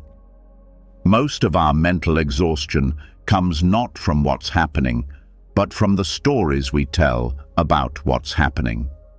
We repeat thoughts aloud or to ourselves. We narrate every situation. We explain ourselves endlessly. We defend, argue, justify, plan, replay, and all of it fuels the chaos. Words are not neutral. They carry energy. They shape perception. They reinforce identity. They can be medicine, but they can also be noise. When we speak without awareness, we lose connection to what's real. We start reacting to our interpretations instead of responding to the moment. Noble silence is not just a technique, it's a reset. It returns the mind to simplicity. It stops the momentum of unnecessary thought. And in that pause, a deeper layer of truth begins to surface. Not truth as opinion or philosophy, but the clarity that comes when the inner dialogue quiets and you actually hear what's underneath. This silence is not empty, it's alive. It holds space for things to arise and dissolve. It teaches patience, not the kind that tolerates discomfort, but the kind that listens without rushing. When you don't feel the need to fill every space with words, you begin to notice what you were trying to avoid. Often, we speak to cover discomfort. Silence makes us feel exposed. We talk to maintain control, to soften awkwardness, to fill the gap between ourselves and others. But noble silence invites us to face that discomfort directly. And in doing so, we begin to find peace not in solving things, but in allowing them to be. Mental clarity grows when you speak less. Not because talking is wrong, but because restraint reveals what's essential. When you stop trying to comment on every thought or share every reaction, the mind begins to settle. Thoughts lose their grip. The narrative slows down. You stop believing every passing idea needs to become a conversation. This doesn't mean suppressing your voice. Noble silence is not repression. It's alignment. You learn to speak when your words come from wisdom, not restlessness. When they build connection, not clutter. When they arise from presence, not habit. In daily life, this can look like pausing before you respond, waiting before offering advice, letting a conversation breathe. It means noticing your intention before speaking. Are you adding clarity or just adding noise? Are you seeking connection or trying to avoid discomfort? Silence also helps dissolve the ego's grip. So much of our identity is maintained through speech. We say things to assert who we are, what we believe, where we stand. But when you sit in silence, none of that is necessary. You stop performing. You stop polishing your image. And in that space, something softer emerges. You begin to experience yourself without needing to define yourself. You stop needing to prove your intelligence, your goodness, your strength. You stop reacting to defend a self-image. And that simplicity is freedom. Noble silence is especially healing during conflict. When emotions are high, words often make things worse. We speak from heat, not clarity. Silence creates a pause. It protects space. It gives the nervous system time to settle. It gives both sides room to see what's actually being felt, beyond the argument, beyond the roles, beyond the triggers. When practiced regularly, silence becomes a refuge. Not a place to hide, but a space to come home. You stop looking outside for peace and begin to trust your own stillness. You start to realize that wisdom often speaks in the quiet. Insight arises not when you're pushing for answers, but when you're soft enough to receive them.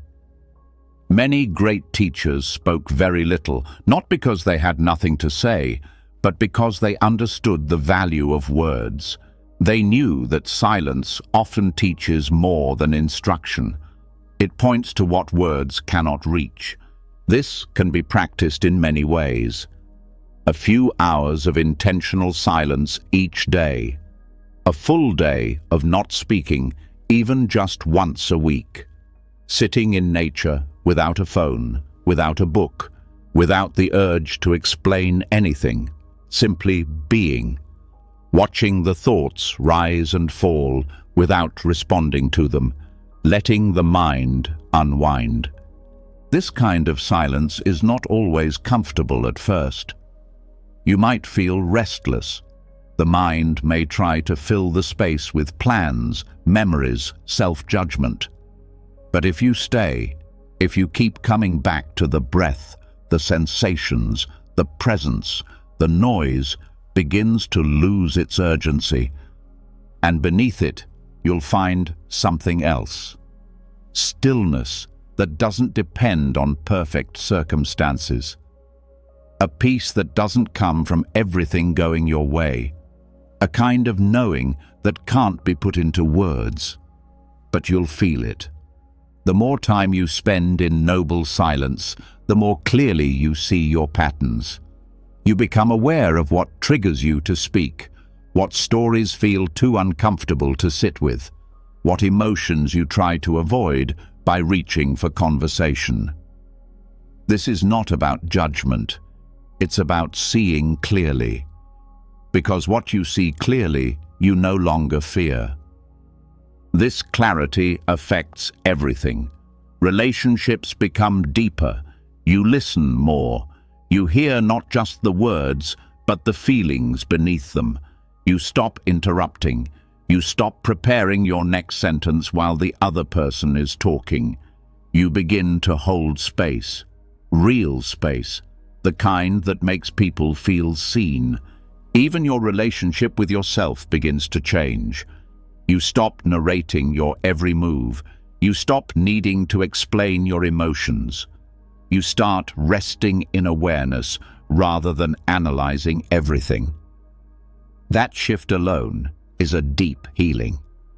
Because so much suffering comes not from what we experience, but from how much we try to manage it with thought.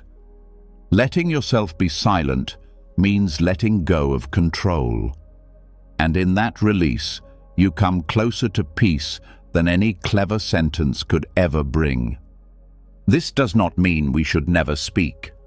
Words can be healing. They can offer insight, comfort, connection. But they should come from stillness, not from habit. When words arise from silence, they carry a different weight. They are not reactive. They are responsive. They don't fill space. They open it. Noble silence also restores your energy. Every interaction takes energy, even pleasant ones. Constant talking, texting, explaining, it all drains the mind. When you choose silence, even for a short time, you give yourself space to recharge. Your thoughts slow, your breath deepens, your nervous system resets. In silence, there's no one to impress, no role to maintain, no image to uphold, just awareness, meeting awareness. And that meeting is healing.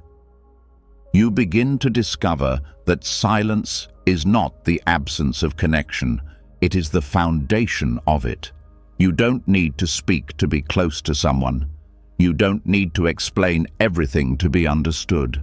Sometimes, sitting quietly with another being is more intimate than 1,000 words, because in that quiet, there is no effort, just presence. This practice is not about being better. It's about being real. You don't have to be a monk. You don't need to disappear into the forest. You just need to pause, breathe, listen. Let yourself not speak, and let that not speaking be enough. With time, silence becomes a teacher. It shows you what's been driving you. It reveals what really matters. And it returns you to the only place where peace has ever been possible. Not in the future, not in someone's approval, but here, in this breath, in this space, in this stillness. And as the silence deepens, so does your trust in life. Not because you've figured everything out, but because you've finally made room for what can only be felt, not said. What can only be known, not explained. What has always been waiting, not behind more effort, but beneath all the noise. As the noise fades, and you've begun to taste the depth of stillness that noble silence offers, something else starts to rise quietly from underneath. It's not chaos this time, but a more refined tension. One that has roots not only in your thoughts, but in your sense of fairness, in what you believe should have happened and what never should have been allowed. It's the craving for justice, not the justice of laws or systems, but the personal craving, the ache to make things right, to see someone held accountable, to feel balance restored after pain, betrayal, or harm. This longing can be sharp and sometimes righteous.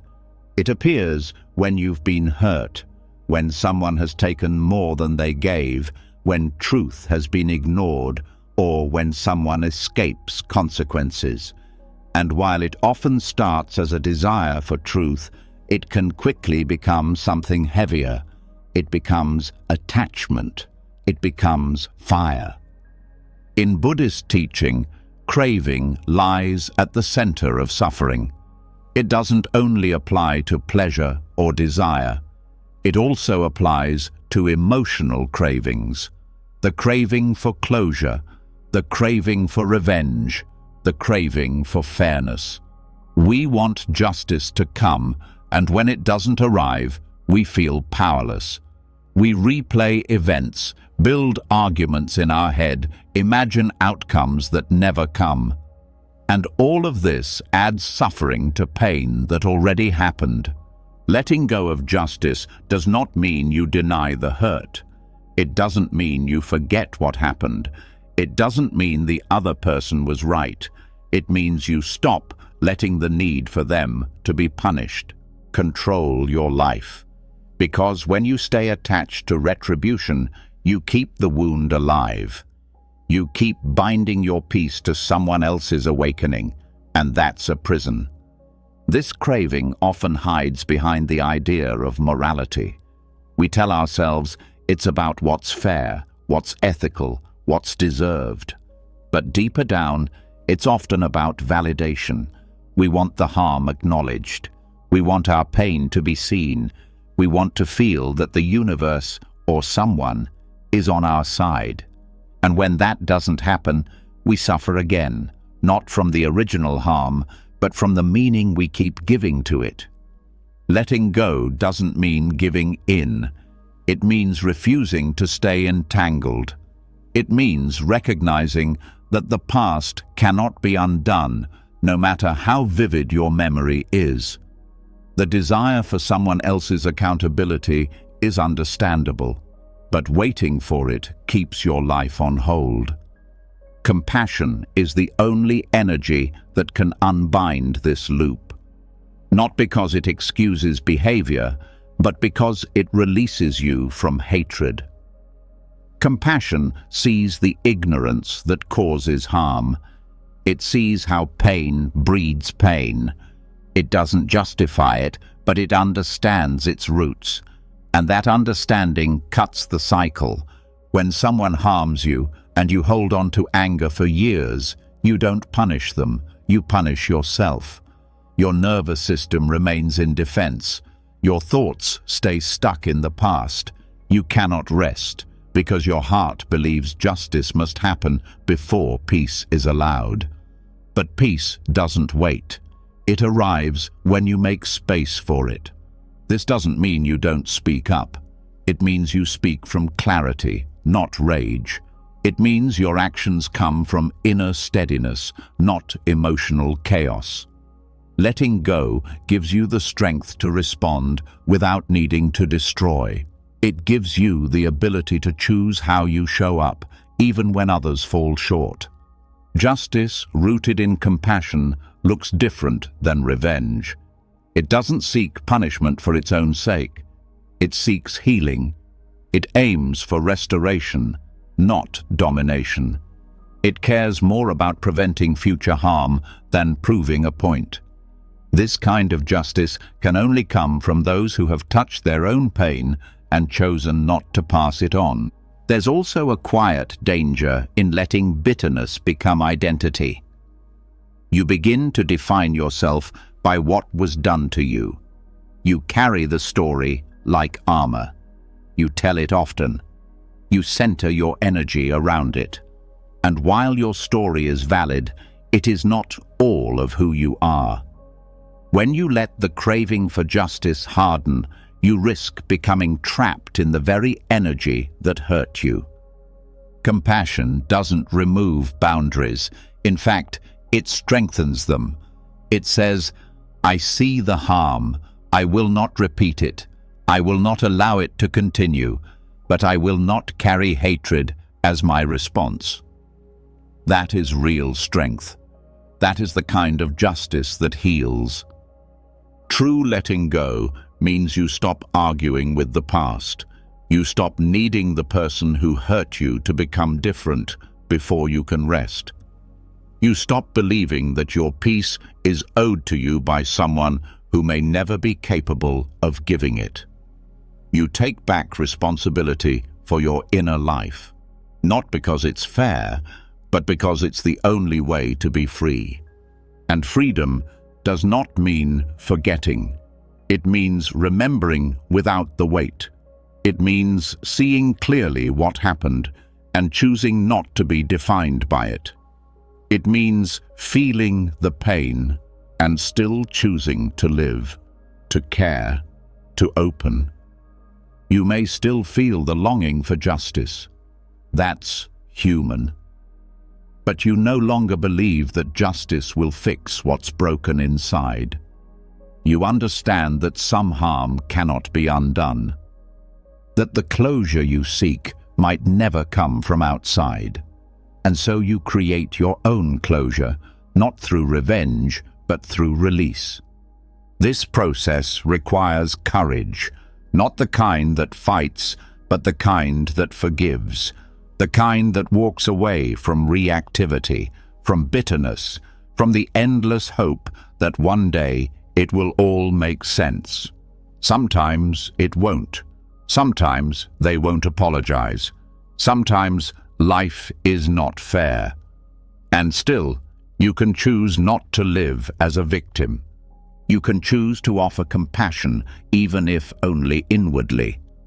You can choose to protect your energy. You can choose to stop holding someone else's mistake inside your body.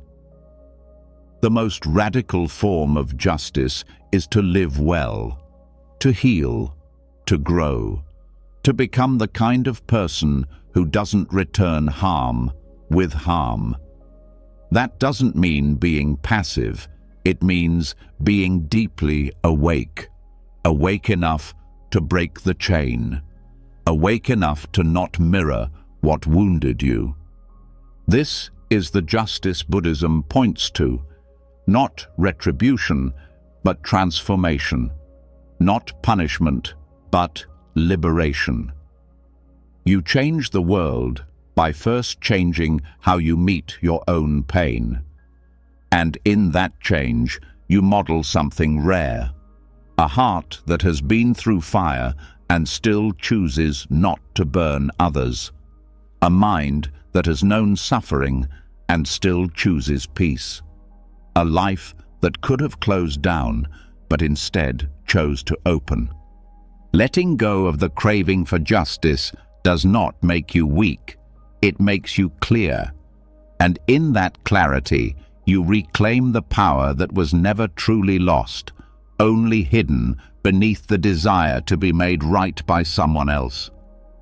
You don't need their recognition to validate your truth. You don't need revenge to confirm your worth. You don't need life to be fair to know that healing is possible. You only need to turn inward, to hold your pain like something sacred, to breathe through the anger until it softens, to trust that your peace is not dependent on someone else's awakening. Because when you stop needing justice to arrive in the form you imagined, you make space for a different kind of justice to grow, the justice of not continuing the pain, the justice of no longer waiting for permission to live fully. That kind of justice doesn't shout, it doesn't seek applause, but it leaves a mark far deeper than punishment ever could. It ends cycles, it closes wounds, and it opens the way forward, not just for you, but for everyone around you.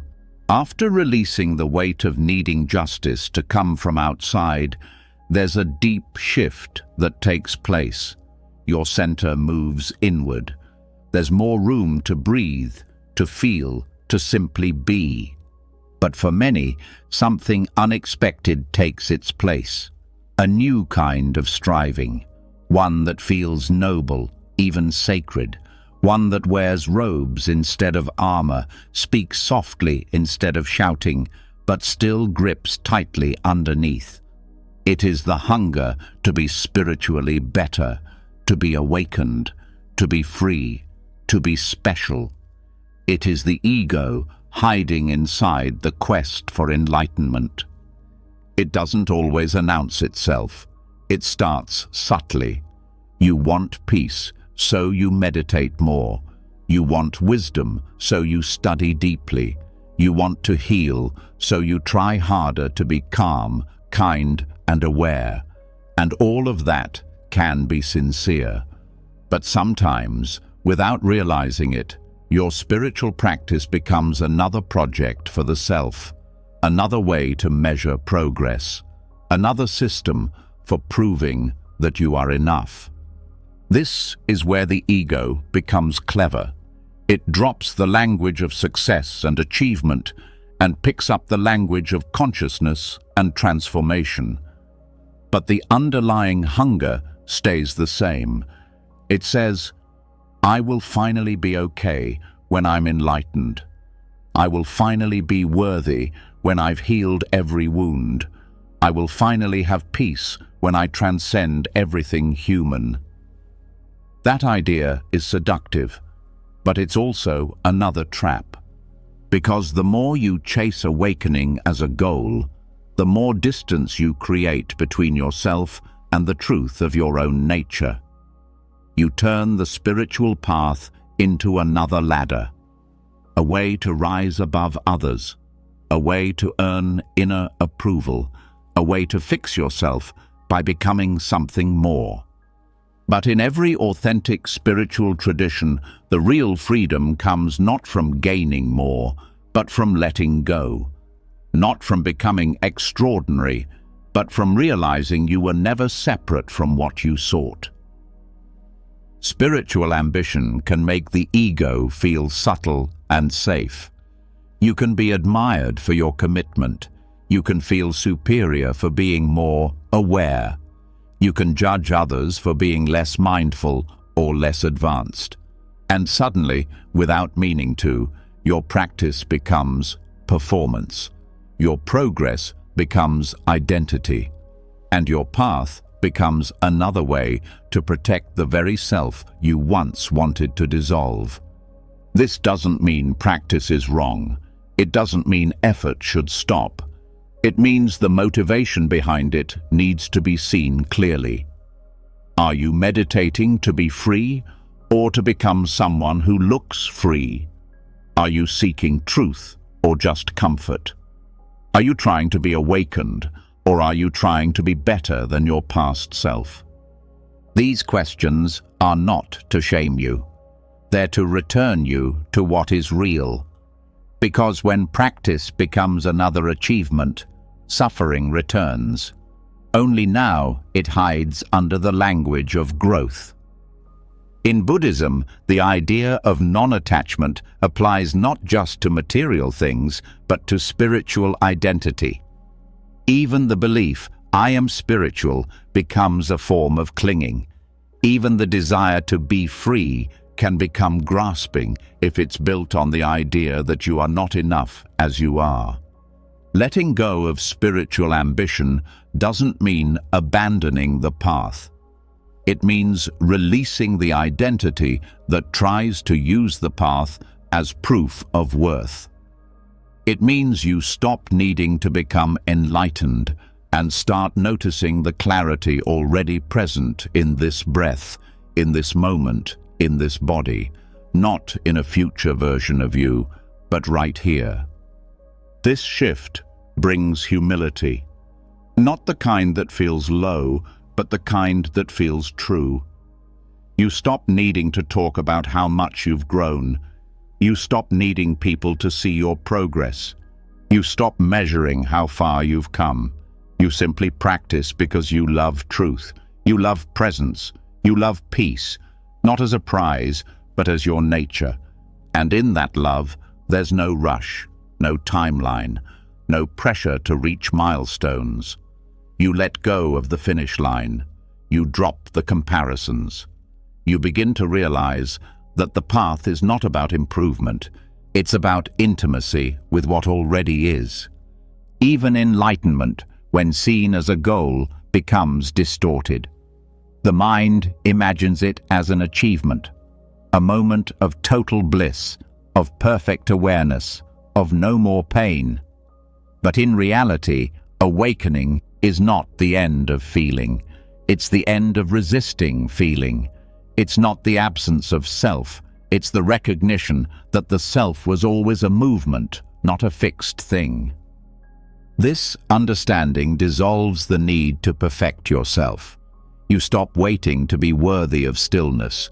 You stop waiting to be clean enough for silence. You see that even your longing to be pure is just another thought arising and passing.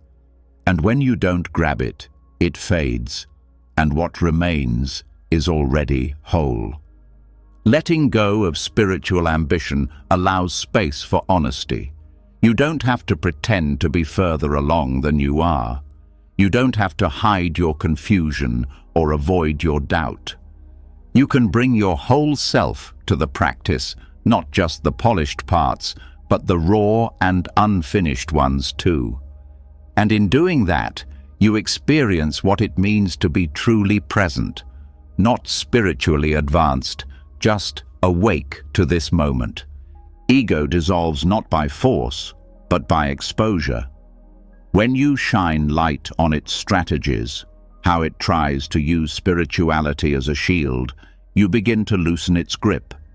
You begin to see that the one chasing freedom was never bound, that the one seeking peace was made of it all along.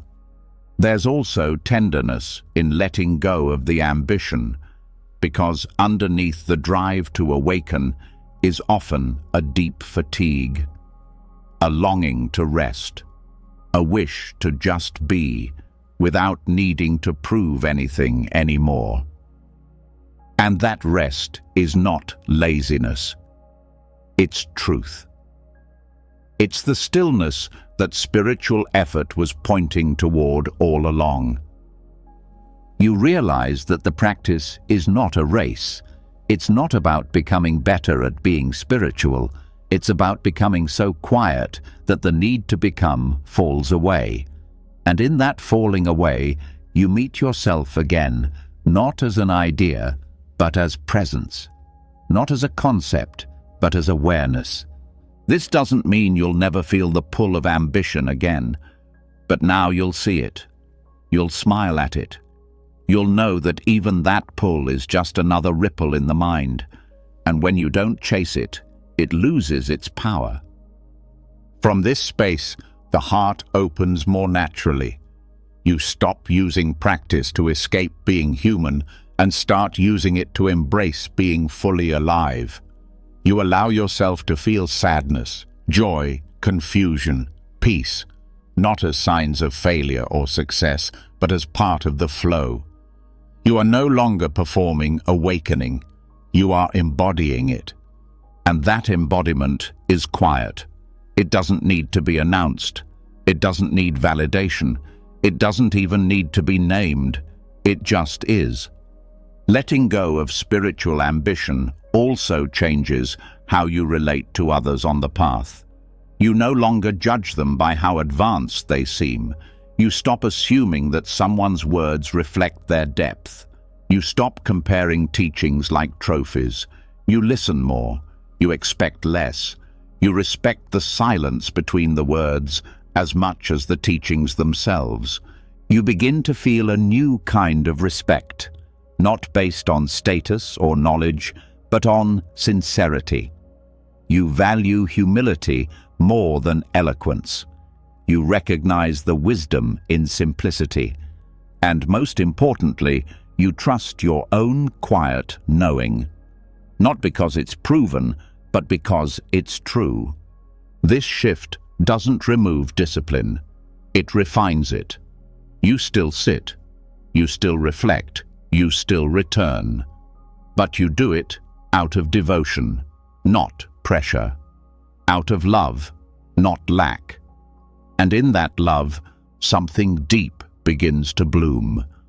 Not achievement, not perfection, but presence. That presence becomes your anchor, your home, your truth. And once you taste it, not as a concept, but as lived reality, you no longer need to chase awakening, because you know it's not elsewhere. It never was. It's not hidden in more knowledge. It's not waiting in another retreat. It's not something earned. It's this breath, this silence, this ordinary, sacred now. After releasing the pressure of spiritual ambition, what remains is not emptiness, but openness. Without the need to strive, without the need to become, there is space, raw, unfiltered, and deeply real. In this space, the mind softens. But something else begins to stir. A quiet ache. The places in the heart that were hidden behind the need to succeed. The pain that ambition helped mask. The memories still waiting to be felt. When you stop running forward, you begin to feel what was left behind. This is where true healing begins, not with fixing, but with meeting, not through analysis, but through love, not the fleeting love of emotion, but the steady warmth of presence. And in Buddhist practice, this kind of healing love has a name: metta. Often translated as loving kindness, metta is not sentiment. It's not sweetness. It's the deliberate cultivation of unconditional care, starting with yourself, extending to others, and reaching even those who have hurt you. For those carrying deep wounds, this may sound impossible, especially if the pain feels buried, forgotten, or too overwhelming to name. Trauma creates disconnection. It fragments memory, numbs emotion, and builds protective walls around vulnerability. It convinces you that kindness is unsafe, that softness is weakness. But what trauma divides Metta gently begins to weave back together. The practice doesn't demand you feel warmth immediately. It simply asks that you stay, that you offer presence, that you repeat the intention even when your heart feels closed. You begin where you are, even if what's here is numbness. You say the words, not because you already believe them, but because you're planting seeds. Words like, "May I be safe, may I be well, may I be free from suffering." These are not affirmations, they are invitations. Each time you repeat them, something shifts. The nervous system begins to relax. The protective tension begins to loosen. The parts of you that felt unlovable begin to come forward. Not because they're healed, but because now they trust they will not be judged. Metta creates safety from the inside, not by removing pain, but by offering a space large enough to hold it. This is essential for trauma recovery. So often, trauma is kept alive by a sense of isolation. The inner child believes they are alone in the wound. Metta brings company. It reminds the body that connection is possible, even if it was missing in the past. You might feel resistance at first. The mind might say, "I don't deserve this," or "This won't help." That's expected.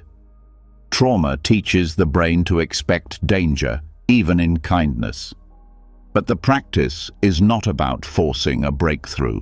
It's about creating repetition, a steady rhythm of care that begins to override the old scripts.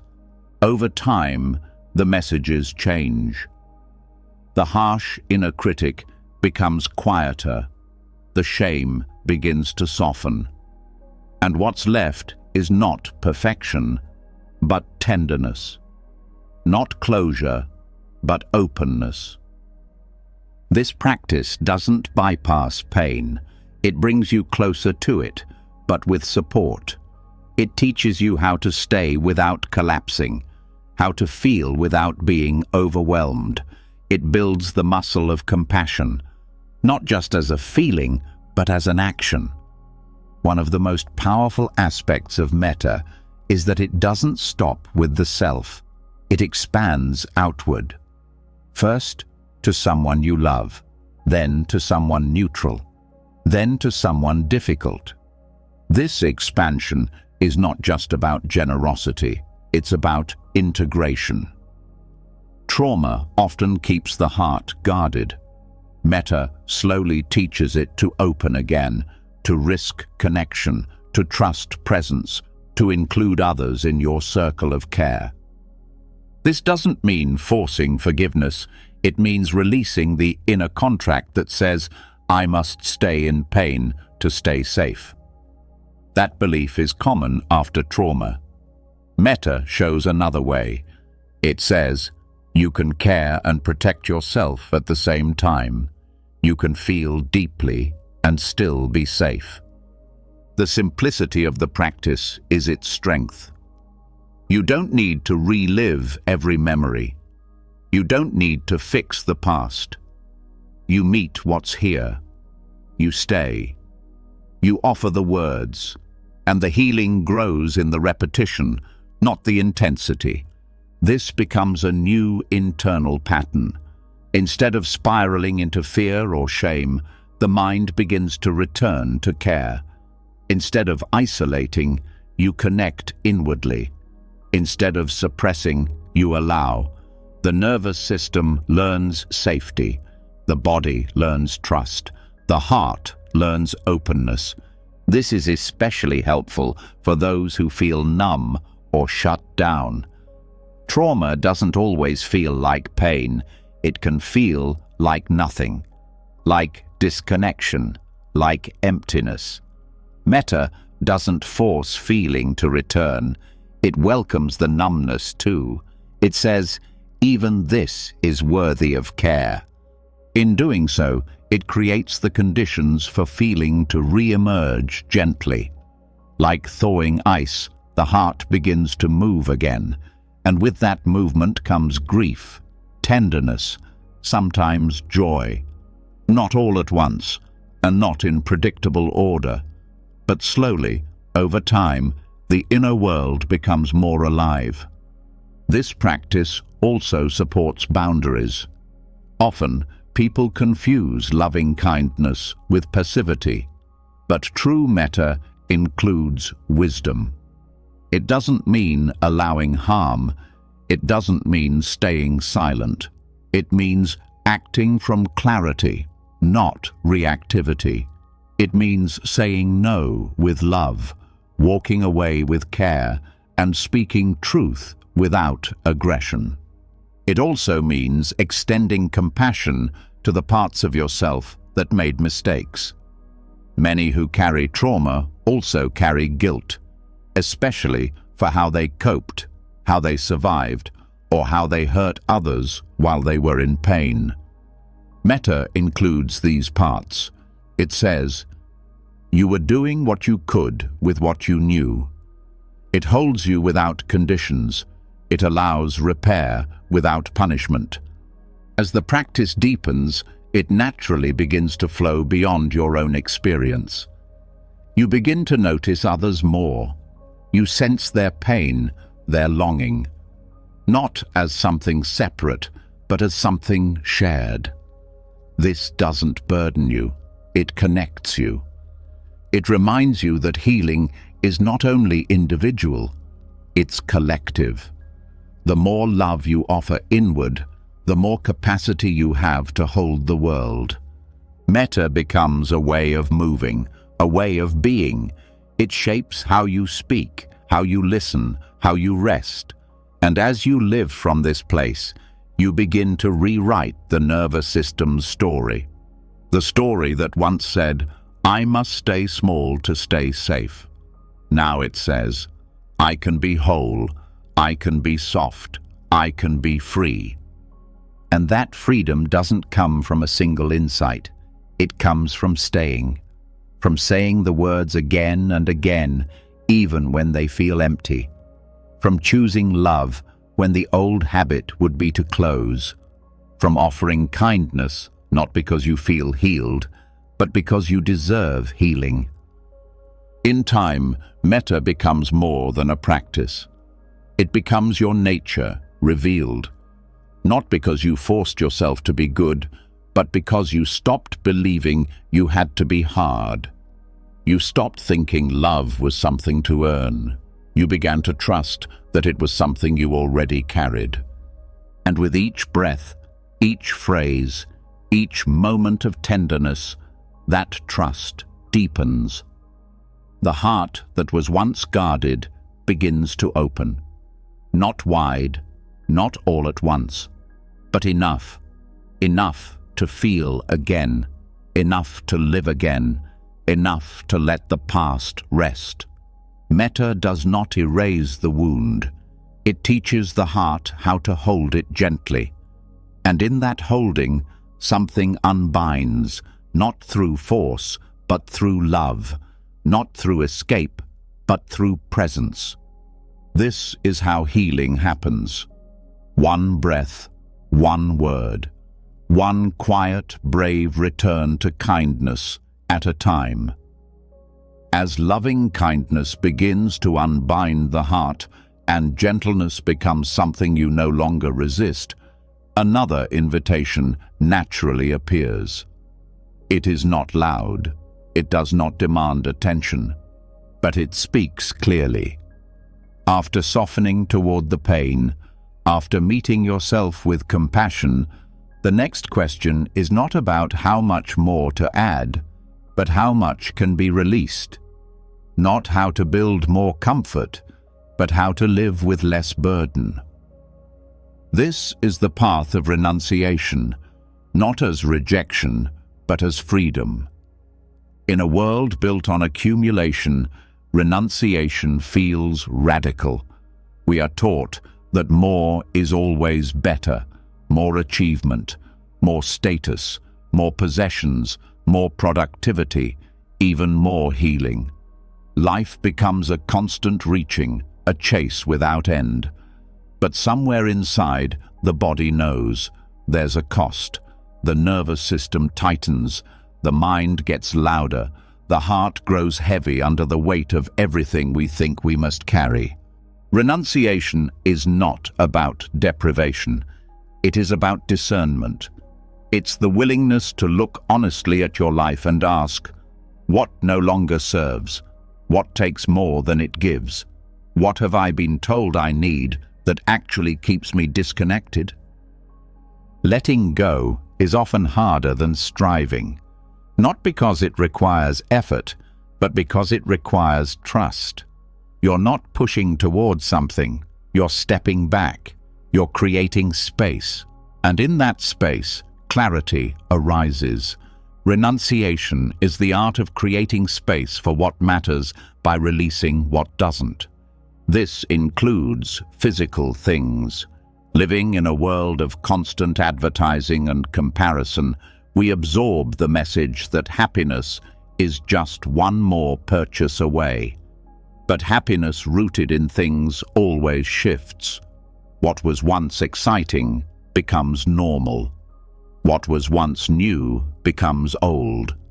The mind adapts, then asks for more. This cycle never completes itself. Renunciation interrupts that loop. It invites a conscious relationship with what you own and why. It asks whether your things serve your peace or whether they distract you from it. Simplifying your environment changes how your mind functions. Fewer possessions mean fewer choices to make. Less clutter means less distraction. Simplicity brings stillness, and stillness brings depth. With fewer outer demands, your inner world becomes more spacious. There's more room to listen, more room to feel, more room to live fully where you are, without constantly reaching for what's next. But renunciation is not limited to material things. It's also about letting go of emotional habits. The need for approval, the craving for constant validation, the impulse to control. These patterns feel like protection, but they often block real connection. Renunciation in this context means choosing authenticity over image, silence over reaction, presence over performance.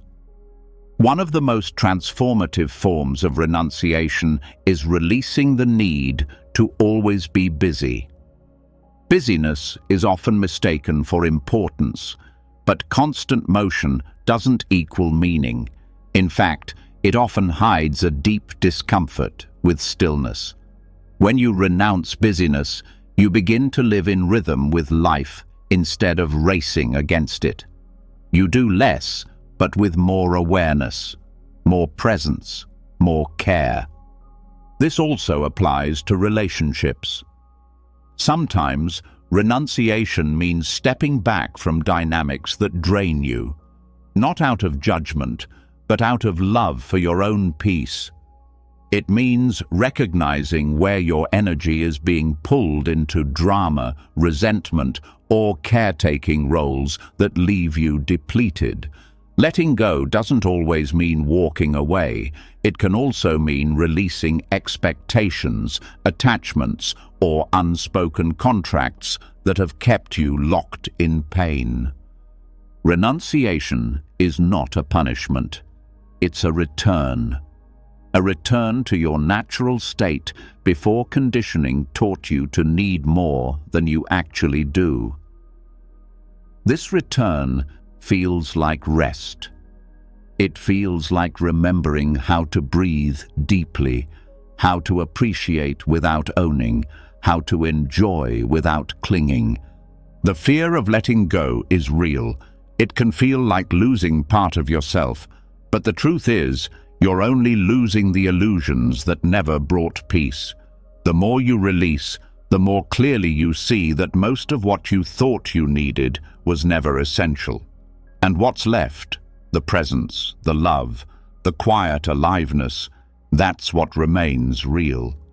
Modern life celebrates accumulation, but in truth, the most content people are often those who have chosen simplicity, not out of lack, but from wisdom. They know that attention is their most valuable resource, and they protect it fiercely. They are intentional about where their energy goes. They are selective with what they say yes to, and because of that, their presence is deeper, their relationships richer, their lives fuller. This kind of renunciation doesn't isolate you from the world. It returns you to it more fully. You are no longer distracted by surface wants. You're no longer pulled in every direction by every impulse. You move slowly. You listen deeply. You are able to respond to life rather than react to it. This doesn't mean you stop having desires. It means your desires become clearer, more aligned. You may still want beauty, connection, even comfort, but not at the cost of your peace. You no longer chase intensity. You value consistency. You no longer need everything to be extraordinary. You learn to find the sacred in the ordinary. Renunciation also brings a unique kind of strength. The strength to walk away from what no longer serves. The strength to say no when the world wants more of you. The strength to value your inner life more than your outer image. This strength is not aggressive. It's quiet, but it's powerful. When you live with less, you discover how much is already within you. You stop seeking outside what you can cultivate inside. Peace, joy, contentment. These become less dependent on circumstance and more grounded in awareness. You realize that freedom is not something added, it's something uncovered. In this light, renunciation becomes a form of love. Love for yourself, love for the truth, love for what remains when all the noise is gone. It's not a rejection of life, it's a deeper embrace of it. A willingness to say, I no longer need everything, I just need what's true. And in choosing less, you open to more of what matters. More stillness, more clarity, more real connection, more depth. The absence of excess makes room for what's essential. This path isn't about having nothing, it's about being free from needing everything. It's about no longer being pulled in directions that scatter your energy. It's about learning to rest in what's enough. That enoughness becomes your new foundation. You stop waiting for someday. You stop trying to prove your worth. You begin to enjoy what's already here. And in that enjoyment, something unexpected arises. Gratitude, not for more, but for what is. Renunciation invites this gratitude. It invites presence. It invites real freedom, not the freedom to have anything, but the freedom to not need it. This is the power of choosing less, not as sacrifice, but as healing, not as lack, but as liberation. After choosing less, after releasing what weighs you down, the mind becomes still enough to notice something subtler, something hidden, not in your outer life, but deep within your perception itself. There's a flicker of doubt, a quiet wondering, if letting go of things brings peace, what else have I mistaken as real? What if the suffering I hold on to isn't solid? What if my entire sense of reality is shaped by the stories I've never questioned? This is where the practice turns inward in a new way, not just into thoughts, emotions, or behavior, but into perception itself. And perhaps no teaching reveals this more directly than dream yoga. Rooted in the deepest layers of Tibetan Buddhism, This practice is not about analyzing dreams or decoding symbols. It's about waking up, first in the dream, then in waking life. It's about seeing that the same qualities that define your dreams, impermanence, instability, emptiness, also define the so-called real world. In both states, things appear. You feel emotions, you experience time, you form beliefs. But in dreams, the illusion eventually breaks. You wake up and see that the events were never really happening. What if the same insight could apply to your waking suffering, not to deny pain, but to understand its lack of fixed nature? What if every moment of reactivity, every story you cling to, every identity you build, is just another dream? The practice of dream yoga begins with lucidity. This means knowing within the dream that you are dreaming, not in theory, but in experience. This requires training your awareness to be stable enough that it carries through the thresholds of sleep. It starts with mindfulness throughout the day, noticing habits, questioning assumptions, asking often, "Am I awake right now? What am I believing without proof?" This habit slowly enters the dream state. Eventually, you will dream and ask the same question, and in that moment, you may see something shift. The room becomes vivid, the fear dissolves, the storyline softens. You realize it's not real, and in that realization, you gain the power to move freely, to observe without fear, to act without clinging. But dream yoga doesn't stop at control. It goes deeper. Once you become lucid, you don't just fly or change the scene. You sit with the experience. You notice how quickly it changes. You observe how thoughts shape your environment. You feel emotions arise without external cause. And this teaches you something radical. Consciousness is not passive. It creates, it responds, it interprets.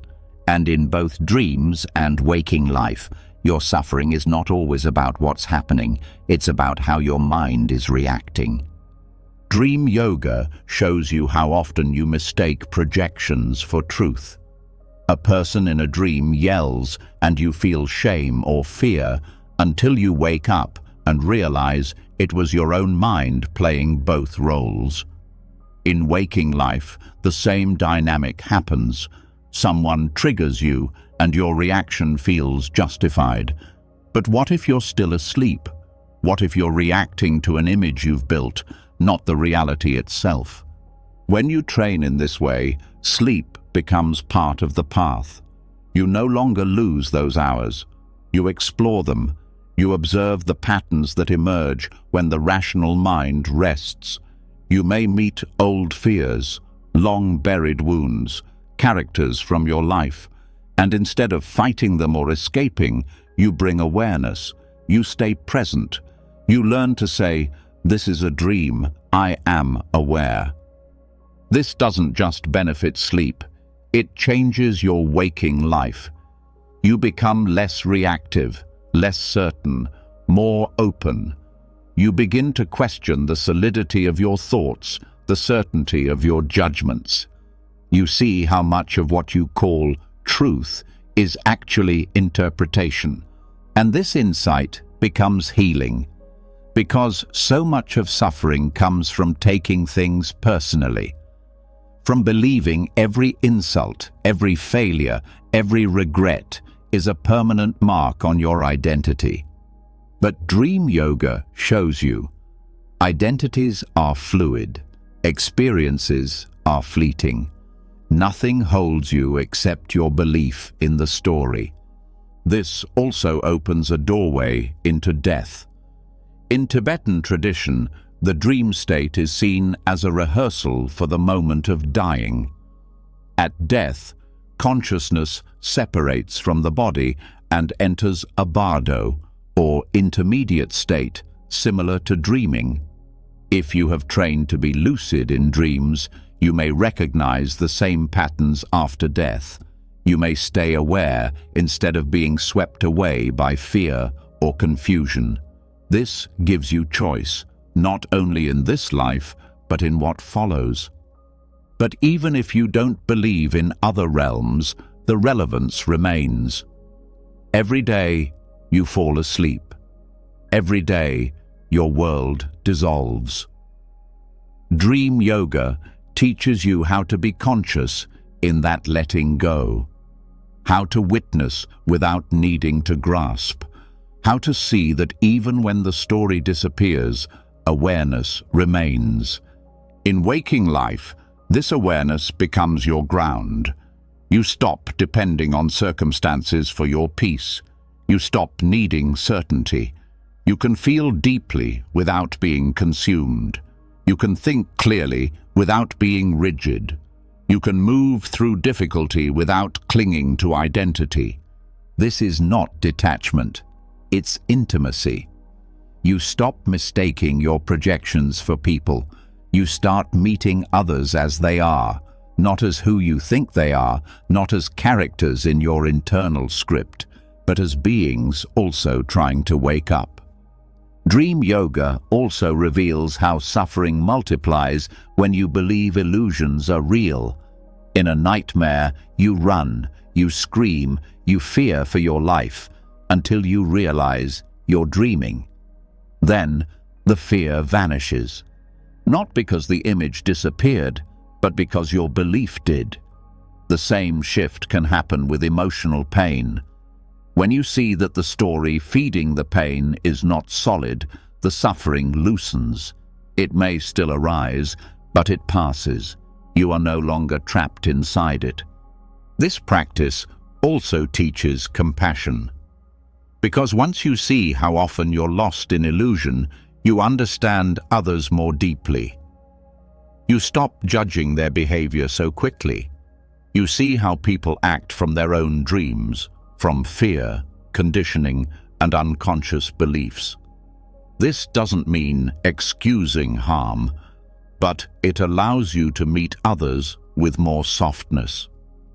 You stop needing to fix everyone. You start focusing on waking up yourself. Lucid dreaming is not the goal, it's the doorway. The real practice is how you relate to what arises. Whether in sleep or in waking, your mind is the same.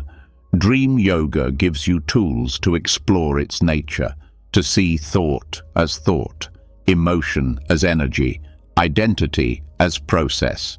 It asks nothing more than this: to wake up right here, wherever you are. You don't need to become a perfect dreamer to benefit. Even the effort to become lucid changes your awareness. You question more, you pause more, you listen more, and over time, the illusion of control fades, replaced by a deeper kind of trust. Not in a plan, not in a person, but in the unfolding of experience itself. Trust, in this sense, is not passive. It's presence. It's the ability to stay awake even when life surprises you, to respond instead of react, to hold both beauty and loss with the same steady breath. This is the deeper healing, not from escaping suffering, but from seeing its lack of solidity, from meeting it like a dream, real in sensation, but empty in essence. And in that meeting, you begin to relax, to let go, to move through life without needing to grip every thought, every story, every role. You start to live not from fear of falling asleep again, but from a growing confidence that awareness is always available. That clarity is always near, that every moment is a chance to return, to see more clearly, to suffer less. This is not a belief, it's a practice.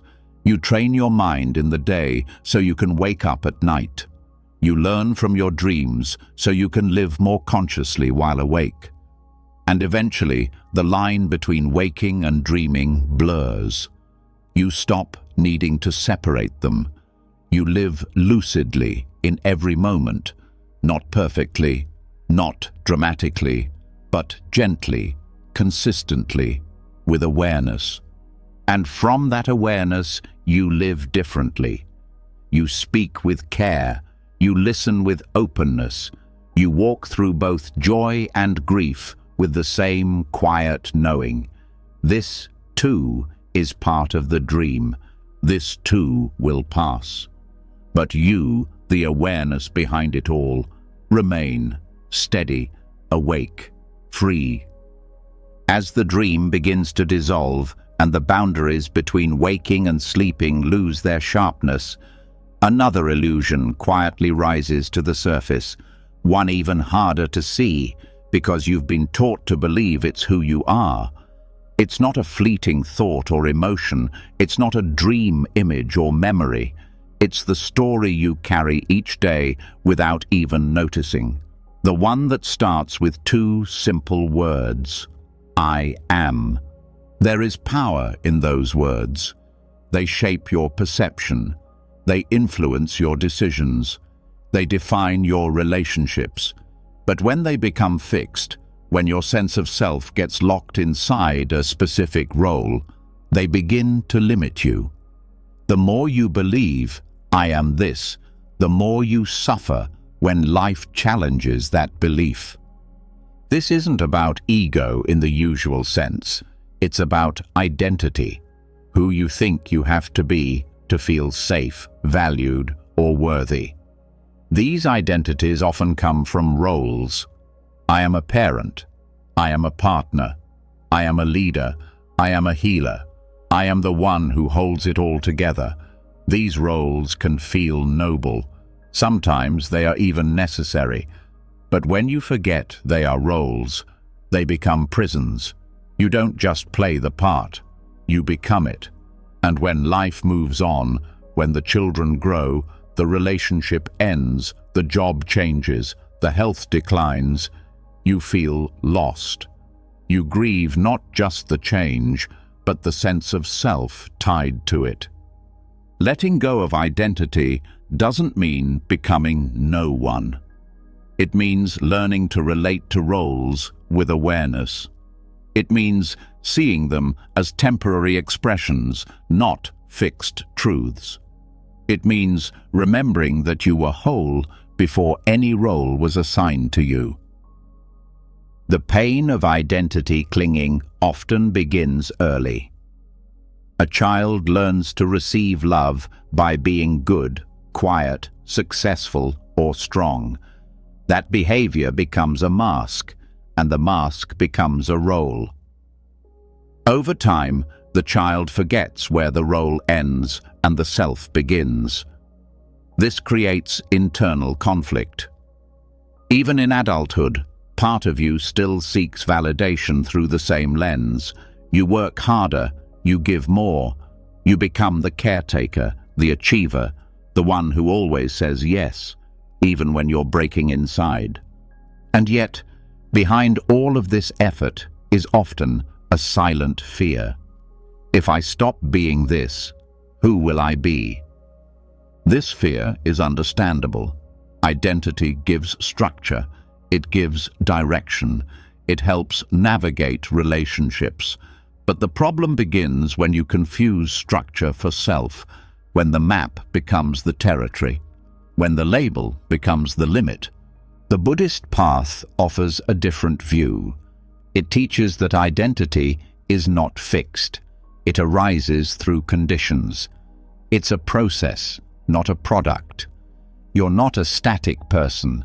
You are a continuous unfolding of causes and effects. Your preferences, roles, thoughts, and habits are not you. They are experiences moving through you. This insight is not just conceptual, it brings freedom, because once you stop holding identity so tightly, you can respond to life more skillfully. You don't have to protect an image, You don't have to defend a label. You can be flexible. You can adapt. You can rest. This flexibility is essential for healing. When you cling to being the strong one, you suppress your vulnerability. When you cling to being the wise one, you avoid saying, "I don't know." When you cling to being the caregiver, you lose connection with your own needs. The role keeps you useful, but it also keeps you distant from yourself and others. Letting go begins with awareness. Start noticing how you describe yourself. What roles feel essential to your worth? What identities are you afraid to lose? Which ones bring you stress when they're challenged? Simply noticing is powerful. You don't have to drop the role overnight. You just stop believing it's the whole truth. This also applies to how others see you. So much suffering comes from trying to maintain a role in someone else's story. You want to be the perfect partner, the perfect parent, the dependable friend. But when your sense of peace depends on someone else's view of you, you become fragile. You're constantly adjusting, performing, shape-shifting to avoid rejection. Freedom comes when you stop needing to be seen a certain way, when you stop needing to live up to an image, when you stop needing to be the person everyone expects. That doesn't mean becoming distant. It means becoming real. And being real sometimes means being uncertain. Sometimes it means failing, letting go, saying no, or stepping back. These actions may not fit your role, but they often align more with your truth. You also begin to see how identity creates conflict. The stronger the label, the more tightly you hold your view. You see yourself as the good one, and someone else becomes the bad one. You see yourself as the victim, and someone else becomes the enemy. These polarities keep the heart closed. They lock you into stories that are hard to leave, even when they no longer serve. Letting go of identity opens space for compassion. You stop seeing people as opposites and start seeing shared humanity. You stop relating from roles and start relating from presence. This changes relationships profoundly. There's less drama, less control, more listening, more respect. It also softens your inner dialogue. You stop attacking yourself for falling short of your role. You stop judging every mistake. You begin to meet yourself where you are, not where you think you should be. You become kinder, not because you've earned it, but because you're no longer trying to uphold an image. This doesn't mean all roles disappear. You may still be a parent, a teacher, a leader, but now you play the role without becoming it. You hold it lightly. You move in and out of it. You serve without being consumed. You give without being defined by what you give. You also become more resilient. When life takes a role away, you don't collapse. You grieve, you adjust, you move forward. Because you never thought the role was you. You knew it was temporary. You knew your worth was deeper. This insight also brings humility. Without a fixed identity, you stop comparing constantly. You no longer need to be better than others. You no longer measure your worth against anyone. You don't have to win to feel valid. You don't have to prove anything. You're already enough. And from that enoughness, life becomes simpler. You say yes when it's true. You say no when it's kind. You speak not to be seen, but to be honest. You listen without defending. You live without pretending. Letting go of identity roles doesn't make you invisible. It makes you transparent. People see you more clearly. You become easier to be around. Your energy becomes steady because you're no longer holding so tightly to an image. This practice is subtle, The ego will still whisper. It will still try to protect a sense of self. That's okay. You meet it with awareness, with patience, with humor. And slowly, the grip loosens. You return again and again to what's real, not the label, but the presence behind it. That presence cannot be named. It cannot be measured. It doesn't need a title. It just is. And from that place, you begin to live, not as a role, but as yourself. Soft, clear, free. As the grip of roles loosens, as the identities you once defended begin to soften and dissolve, something else often emerges from the silence. It's not a stranger. It's a voice you've heard before, many times. It speaks in the quiet after effort, in the moments of doubt, in the pauses where you might otherwise rest. It sounds like your own thoughts, but sharper, quicker, always watching, always judging. This is the inner critic, not because you invited it, but because somewhere along the way it took up residence in your mind. It became your internal compass, not one that points to truth, but one that constantly questions your worth. It reminds you of your flaws. It repeats old criticisms.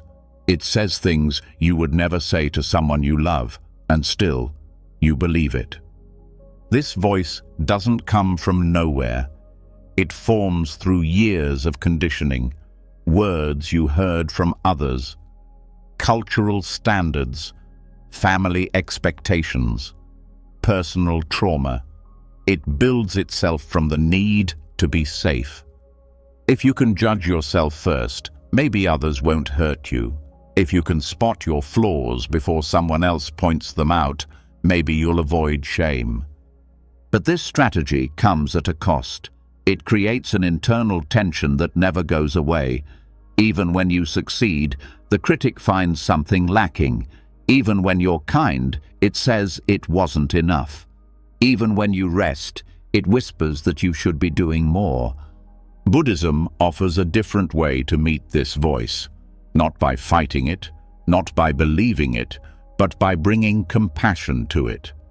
This compassion is called karuna. Unlike ordinary kindness, karuna doesn't require you to feel good about yourself. It simply asks you to stay with suffering, yours or someone else's, with gentleness. Karuna sees the inner critic not as an enemy, but as a part of you that is afraid. It doesn't excuse its harshness, but it understands its roots. It knows that the critic developed when you were too young to protect yourself, or when your value was tied to performance, or when love felt conditional. Meeting this voice with karuna begins by noticing its presence. You become aware of how it speaks. You name its tone. You see how quickly it appears when you're vulnerable. And you pause, not to agree, not to push it away, but to recognize this voice is suffering speaking through fear. Then, instead of pushing back, you create space. You breathe. You soften. You might even place a hand on your heart or say words that comfort a scared child, not because the critic deserves kindness, but because the part of you it attacks does. Karuna is not weakness. It's strength that doesn't need to dominate. It listens without collapsing. It speaks without punishing. It holds the pain without becoming consumed by it. This approach also helps you see the difference between awareness and judgment. Awareness notices when something is harmful and gently points you back to clarity. Judgment says you are the harm, that you'll never be enough, that your flaws are your identity. Karuna works like a mirror that doesn't distort. It reflects what's true, but it doesn't exaggerate. It says, yes, that was painful. Yes, that was unskillful. but you're still worthy of love. You're still part of this world. You're still allowed to grow. This becomes especially important during moments of failure. When things go wrong, the critic usually speaks the loudest. It shames you into silence. It tells you not to try again. But when you meet it with karuna, you can respond differently. You don't shrink. You don't lash out. You acknowledge the mistake. You learn from it. And you keep going. Karuna also transforms how you speak to others, because the inner critic doesn't stay inside. When you judge yourself harshly, you tend to judge others too. When you expect perfection from yourself, you unconsciously expect it from those around you. Compassion for yourself creates space for others to be human. This doesn't mean ignoring harm. Karuna includes wisdom. It allows you to hold people accountable while remembering their complexity, and it begins with holding yourself the same way. You stop needing to be perfect to be at peace. You stop needing to prove your goodness in every moment. Practicing karuna takes time. The critic is fast. It's practiced. It often speaks before you can intervene. But over time, you can slow the reaction. You can notice the voice, pause, and choose something different. A breath, a touch, a reminder. You say, "I see you, I hear you, but I don't believe you." You also begin to ask where the voice came from. Whose voice is it echoing? Is it a parent, a teacher, a culture, a religion? You start to see that this critic was not born with you. It was built around you. And what was built can be seen, held, and softened. This process does not remove the critic overnight, but it changes your relationship to it. You stop giving it full control. You stop letting it dictate your value.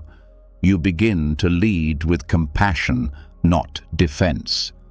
Some days, the voice will still be strong, especially during stress or transition. That's okay. You're not failing. You're practicing. Each time you bring karuna to that moment, you heal a little more. You reclaim space that was once filled with shame. You also stop waiting to be better before you offer yourself care. You don't postpone self-kindness until you meet a standard. You don't demand progress before rest. You begin to care for yourself not because you've earned it, but because you're breathing, because you're here, because that's reason enough. This shift also supports emotional healing. The inner critic often keeps old pain locked away. It tells you that your sadness is weakness, your fear is drama, your grief is too much. But karuna says the opposite. It says, you are allowed to feel. You are allowed to hurt. You are allowed to heal slowly. That permission is powerful. It allows buried emotion to rise, not as an enemy, but as something to be felt and freed. It makes healing possible, not through force, but through presence. Karuna does not require that you like every part of yourself. It simply asks that you stop abandoning them. It says, even this deserves to be seen, even this deserves to be held. And in that holding, transformation happens. Not because you forced it, but because you allowed it. You begin to see that your worth was never up for debate, that the inner critic was wrong, not evil, but wrong, that your value is not dependent on perfection, that your wholeness is not conditional. This becomes your new ground, not the absence of doubt, but the presence of compassion. Not the silence of the critic, but your willingness to meet it with care. And from this ground, you live differently. You take risks. You try again. You speak honestly. You rest without guilt. You say no without shame. You love without needing to earn it. Karuna becomes your default setting, not because life gets easier, but because you no longer make it harder by attacking yourself along the way. That is what it means to tame the inner critic, not to silence it through willpower, but to soften it through understanding, to let compassion speak louder, to let your own heart be safe within itself. After learning to meet the harshness of the inner voice with compassion instead of resistance, something inside begins to soften. But as the mind settles and judgment fades, another layer often reveals itself, one that doesn't speak in words or logic. It lives in the body, in tension that never fully releases, in heaviness that has no name, in restlessness that lingers even in silence. This is the layer that cannot be solved by thought. It must be moved through, felt, released. When stillness is no longer enough, the body offers another path: walking meditation. This practice brings the wisdom of the mind and the intelligence of the body together. It is not simply walking slowly. It is not about physical exercise. It is awareness in motion. It is the act of coming home to your body with every step, letting movement become a way to process what words cannot touch. There are emotions the mind has outgrown, but the body still carries. Grief stored in the shoulders, fear held in the belly, shame trapped in posture. These patterns are not mental, they are lived. The body remembers everything, even when the mind forgets, and the only way to release them is to move with intention, to bring presence into movement so awareness can meet what's stored without pressure, without judgment. Walking meditation is a practice of deliberate simplicity. Each step is slow, mindful, rooted in breath. You walk not to arrive somewhere, but to fully inhabit where you are. Your foot touches the ground and you feel it. You notice the weight, the shift, the contact. You become aware of balance, of rhythm, of gravity. With each step, you are invited to let go, not conceptually, but physically. This practice allows energy to move. The emotions that stay stuck when you sit in silence often begin to rise gently as you walk, not because you push, but because the body trusts movement. You aren't trying to fix anything. You're simply staying close to yourself while the body remembers how to let go. You may notice memories appear, or sadness with no story, or a sense of unease that has no name. In walking meditation, you don't need to interpret. You don't need to explain. You walk with it.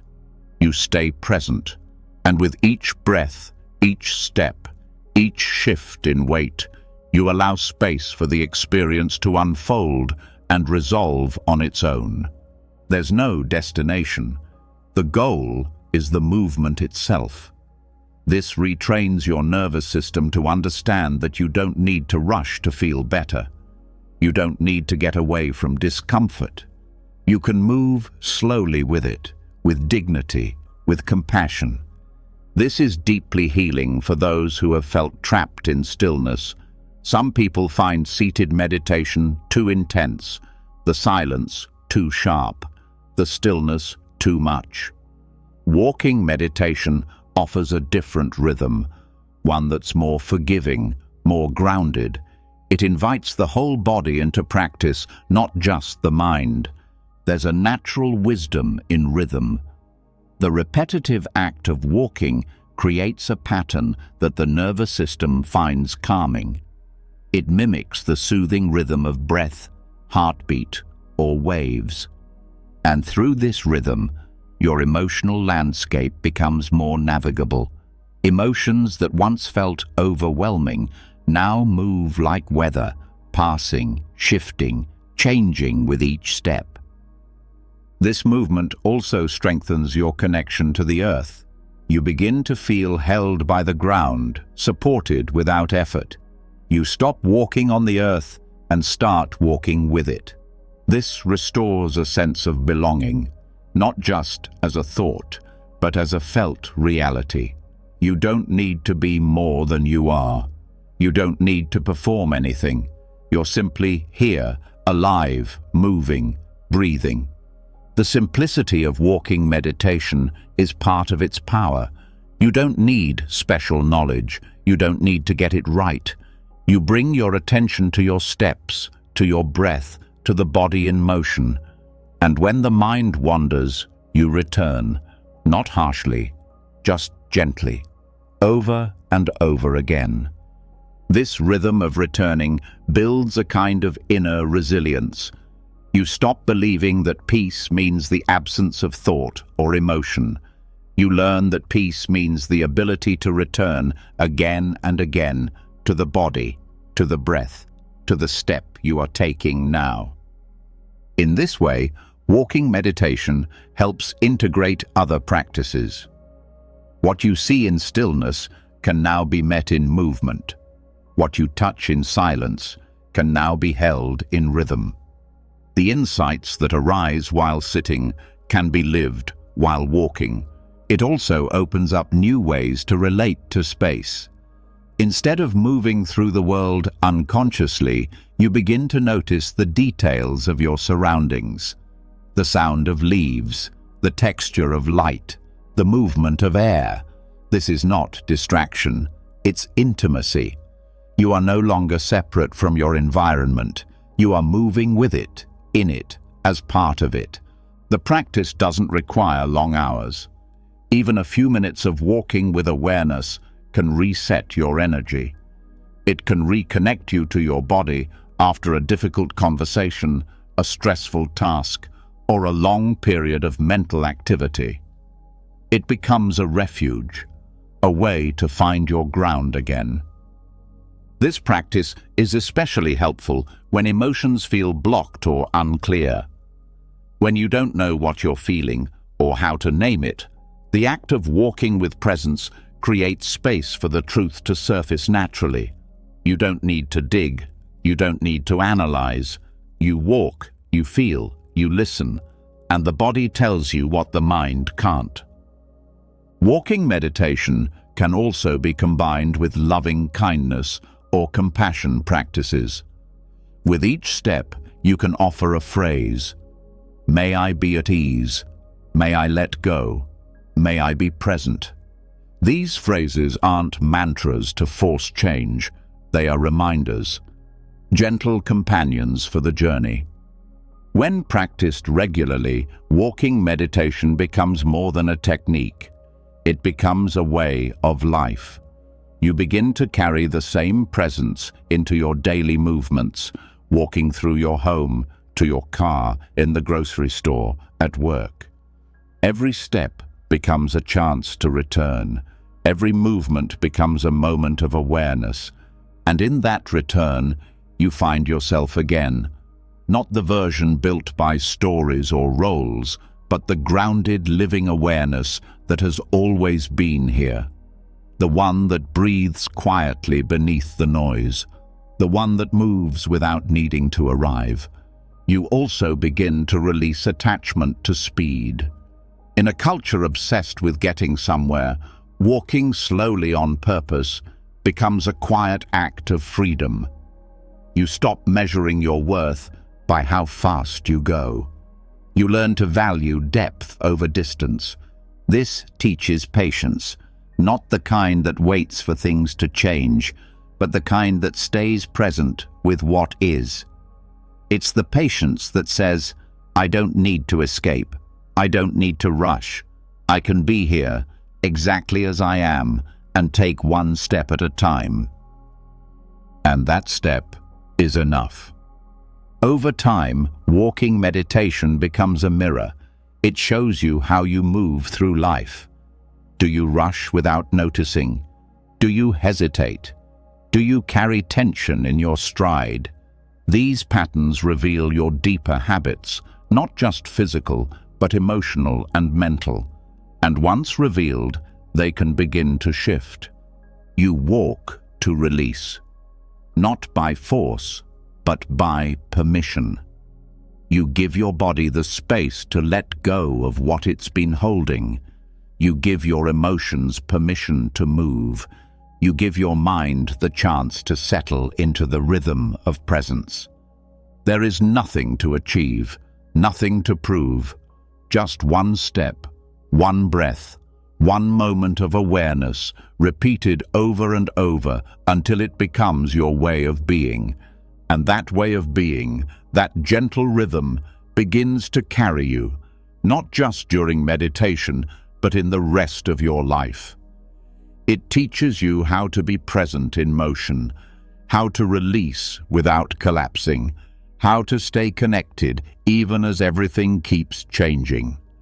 This is the gift of walking meditation, a return to movement without hurry, a path through the body into healing, a practice of letting go, step by step, breath by breath, until all that remains is awareness in motion, light and free.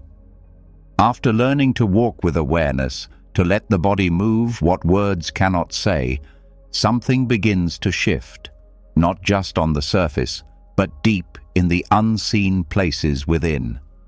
The steps grow quieter, the breath steadier, and space begins to open. Yet even in that stillness, something doesn't fully release. There's a hesitation, a part of you that clings, not to comfort, but to discomfort, not to healing, but to the wound. It isn't loud, it doesn't shout, it just holds on quietly in the background of every attempt to let go. This is the subtle clinging to suffering. It's one of the most difficult parts of the inner path to face, not because the pain is overwhelming, but because the attachment to pain is hidden. You may feel ready to move on. You may say you want to heal, but when the moment comes to soften completely, to lay down the burden, something in the mind resists. Not consciously, not intentionally, but deeply. To understand this clinging, you first have to see how pain becomes part of identity. When you've carried suffering for a long time, it begins to shape how you see yourself. It becomes familiar, predictable. Even if it's heavy, it gives you something to hold, something to name, something that explains why you feel the way you do. Letting it go can feel like losing yourself. This doesn't mean you enjoy suffering. It means it becomes a framework, a story that defines your life. And the mind, which always seeks stability, would rather keep a familiar pain than risk the unknown of peace, especially if peace feels unfamiliar, foreign, even unsafe. Sometimes suffering becomes a substitute for connection. If you didn't receive care in your pain, you may have learned to cling to it as proof that your experience matters. The pain becomes a protest. Look what I've been through. This is why I am the way I am. And while that truth needs to be acknowledged, it also needs to be witnessed without being grasped. The problem is not pain. Pain is natural. The problem is attachment to pain. The story that it defines you. The fear that if it leaves, you'll be empty. Or worse, that you'll have nothing left to say, nothing left to feel, nothing left that explains your depth. This clinging can show up in many ways. The mind returns to past conversations, imagines different outcomes, replays moments of betrayal or abandonment. It analyzes and reanalyzes. It stirs emotions, not to heal them, but to keep them alive. Not because you enjoy suffering, but because it gives you a role, a narrative, a sense of who you are. To dislodge this clinging, you must first meet it without judgment. See it clearly. Name it with honesty, not to shame it, but to understand it. This is where compassion becomes essential, because the moment you try to force the pain to go, it tightens. But when you meet it with gentle awareness, it begins to loosen.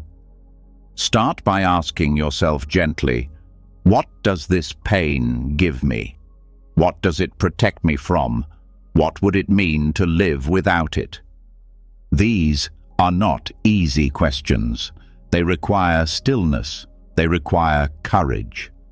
Because sometimes pain becomes a way to avoid other feelings, like vulnerability, uncertainty, or even joy. Joy can feel dangerous when you've experienced loss. Peace can feel suspicious if you've lived in chaos.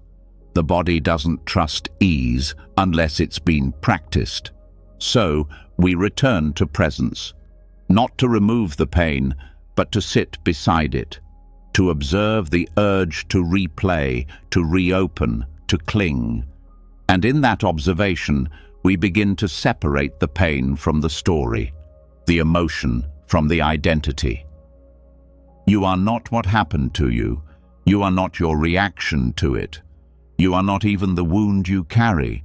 You are the awareness that notices it all. From that space, you can hold the pain with love without making it your home. You can let it move through without holding it hostage.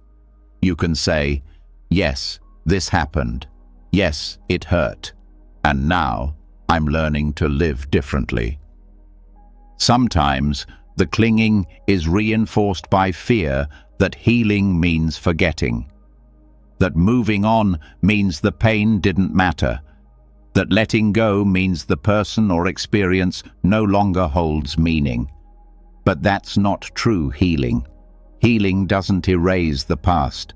It puts it down with reverence. It says, this shaped me, but it does not define me. You honor the story by not being trapped in it.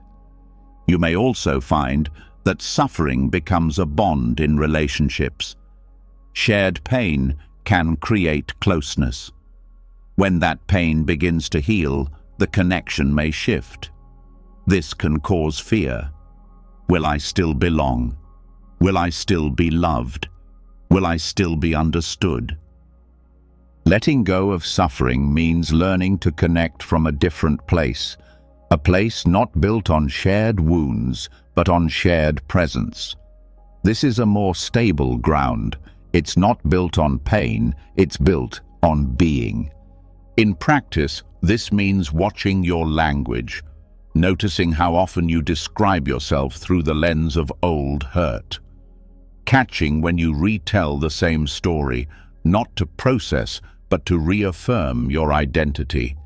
You don't have to erase the story. You just stop clinging to it as who you are. It also means noticing your body. Suffering often hides in muscle tension, posture, breath. When you bring awareness to these areas, through movement, meditation, or mindful touch, you begin to release what's held physically. The release is not always dramatic. Sometimes it's a quiet exhale, a softening of the shoulders, a deeper breath. That's how the clinging begins to ease. This doesn't mean you won't feel pain again. It means you won't hold it the same way. You won't wrap your identity around it. You'll meet it, feel it, and let it pass. Because you trust that peace is not something to fear. That calm is not something to earn. That rest is safe. The practice is not about erasing your past. It's about reclaiming your present. It's about being able to say, this pain visited me. It stayed for a long time, but it is not who I am, and I do not need to carry it forward to prove that it mattered. You may notice resistance rise as you soften. That's okay. The mind is learning new patterns. Be patient. This process is not linear. Some days you'll feel free, others you'll feel tangled again. That's not failure. That's the path. Each time you meet your clinging with awareness, you build trust in your ability to hold yourself. Each time you respond with kindness instead of identification, you strengthen your inner freedom. This is how the subtle clinging to suffering begins to dissolve, not through force, not through rejection, but through loving clarity, through seeing without judgment, through softening without abandoning. And in that softening, something new appears, not because you added anything, but because you finally stopped holding on. Not a version of yourself built around pain, not a story that keeps you small, just the quiet, steady awareness that was never broken, always here, always ready, free. After loosening the grip on pain, after seeing the quiet ways we hold suffering close, another form of attachment slowly becomes clear. It's softer than anger, more subtle than grief. It wears the mask of optimism, yet leaves the heart restless. It tells us things will get better, that answers will come, that life will finally make sense. Just not now, not yet. This is the mind's last stronghold, the place where it hides from the unknown by clinging to what it calls hope. Hope doesn't feel like clinging at first. It feels bright, forward-moving, even necessary. We're taught to rely on it, to believe in it, to hold on to it when things fall apart. But hope can also become a form of resistance. It places your peace in the future. It says, I'll be okay when things change. I'll rest when I arrive. I'll be free once this ends. And in doing so, it quietly rejects what's here now. This doesn't mean giving up on possibility. It means letting go of the need for certainty, the deep attachment to how things should unfold. Hope, when rooted in expectation, can become just another way to avoid presence. The more the mind leans into what could be, the more it leaves behind what already is. The Buddhist path speaks of something different. Not hopelessness, but freedom from needing hope to feel whole. Not despair, but openness. A state called don't know mind. Don't know mind is not confusion. It's not weakness. It's a posture of humility. It's meeting each moment without forcing it into a story, without needing to predict or control, without tying your happiness to a future outcome. This is one of the most difficult teachings to embody, because the mind is addicted to answers. It finds comfort in knowing. It clings to plans. It wants to shape what comes next. And when life doesn't match the script, suffering grows. Not because the moment is unbearable, but because the expectation has collapsed. Don't know mind breaks the addiction to prediction. It invites you to stop waiting for closure, to stop needing guarantees, to stop living your life through the lens of what might happen. Instead, you open to what is without adding anything extra. You become fully awake to the breath, the sound, the light, the feeling, without rushing it, fixing it, or needing it to change. This openness creates space for real healing. Because most pain is not just about what happened, it's about the layers of resistance built around not knowing what will happen next. The questions that haunt us. Will I be okay? Will they understand? Will this feeling ever leave? Those questions don't bring peace. They bring waiting. They place stillness just out of reach, always one step ahead. But in Don't Know Mind, you pause, you breathe, you acknowledge that you don't have to know, that not knowing is safe, that the moment does not need to be figured out in order to be lived. This mindset dissolves pressure.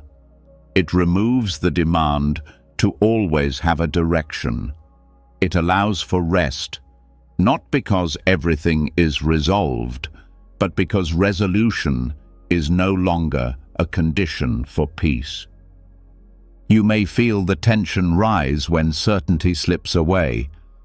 The habit is strong, the urge to plan, to predict, to find something to hold on to. It comes quickly. That's okay. You don't resist the habit, you witness it. You say, "Ah, here's the mind reaching for control again," and then you return to now. You begin to see how often hope was not about healing, but about escape. How often it disguised fear. The fear that this moment might not be enough. The fear that things won't go the way you want. The fear that uncertainty means danger. But not knowing is not danger. It's reality. When you stop fighting it, you realize something powerful. Everything truly alive exists in the unknown. Growth, change, creativity, love, all of it arises from a place that cannot be predicted. The more you open to that space, the more deeply you live. This doesn't mean you stop dreaming or caring. You still make choices, you still show up, but your energy is no longer tied to a specific result. You offer your effort, your presence, your sincerity, and then you let go. You do not carry the weight of needing things to unfold a certain way in order to feel peace. This creates a new kind of confidence, not in knowing what will happen, but in your ability to meet whatever does.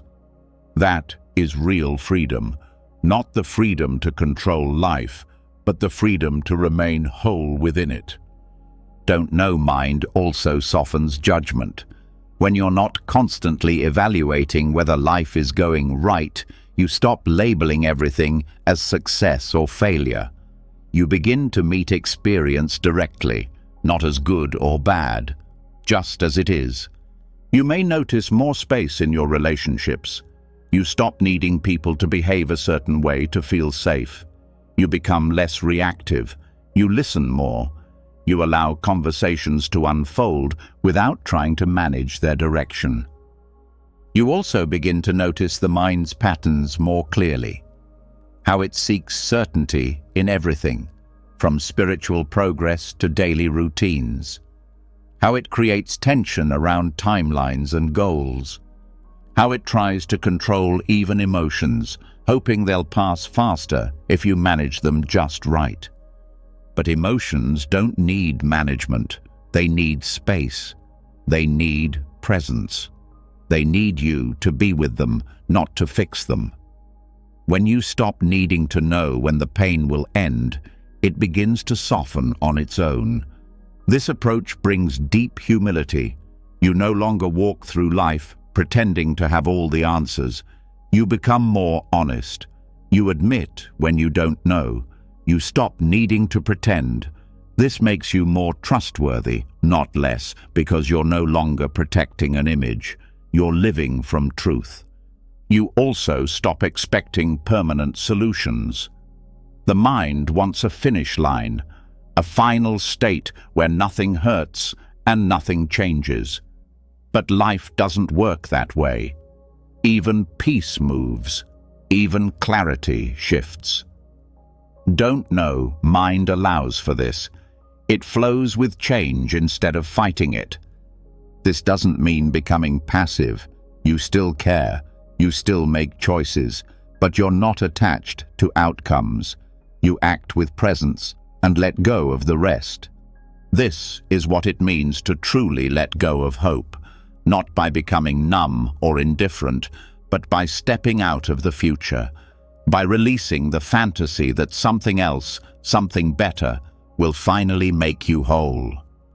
You realize you are already whole, even now. And from that wholeness, you live differently. You show up not because of what you expect to get, but because being present is its own reward. You listen because it matters now, not because it will change something later. You rest, not because you've earned it, but because it's what this moment calls for. In Don't Know Mind, healing no longer depends on how things unfold. It becomes a way of relating to each moment with curiosity, with humility, with softness. It says, I don't know what this means, I don't know where this leads, but I'm here for it. And being here is enough. Once you begin to rest in Don't Know Mind, free from needing answers, outcomes, or promises, something deeper begins to settle. The space that was once filled with expectation becomes quiet. But within that quiet, there may still be residue, not in thought, not in logic, but in the heart. Old grief, unfinished stories, pain that has been seen and softened, but not fully released. Sometimes awareness alone is not enough. Sometimes the heart needs a different kind of language to let go, one that speaks through gesture, not explanation, one that gives form to the invisible and allows it to move. This is where ritual begins. Ritual is not superstition. It is not magic. It is embodied meaning. It is a way for the mind and body to meet in action what cannot be fully resolved in thought. Ritual creates a threshold between inner experience and outer expression. It allows what is heavy inside to be placed outside, witnessed, honored, and released. In Buddhism, ritual is not about control. It is about surrender.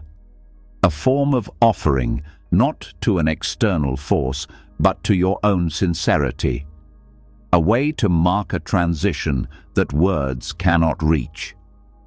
Through ritual, the body participates in the healing. The hands move, the breath slows, the elements respond, and something unspoken is allowed to pass. This becomes especially powerful for emotional closure. There are experiences that the mind has accepted, but the heart still holds. The death of a relationship, a betrayal that left no space for goodbye, a version of yourself that no longer exists. These stories may not demand more talking. They may not need more understanding. What they need is release. Buddhist ceremonies offer a sacred space for this kind of release. They create a container, a beginning, a middle, and an end. Not just symbolically, but energetically. They allow the whole being to say, "This is done." And in that saying, to step forward, unburdened. One of the most meaningful forms of ritual release is the water puja. This practice is used across many Buddhist traditions. It involves making offerings to the water, often as an act of purification, forgiveness, or letting go. Water symbolizes flow, impermanence, cleansing. During the ceremony, participants pour water slowly while reciting prayers or intentions. The act is simple, but deeply felt. As the water flows, so too does the energy of what is being released.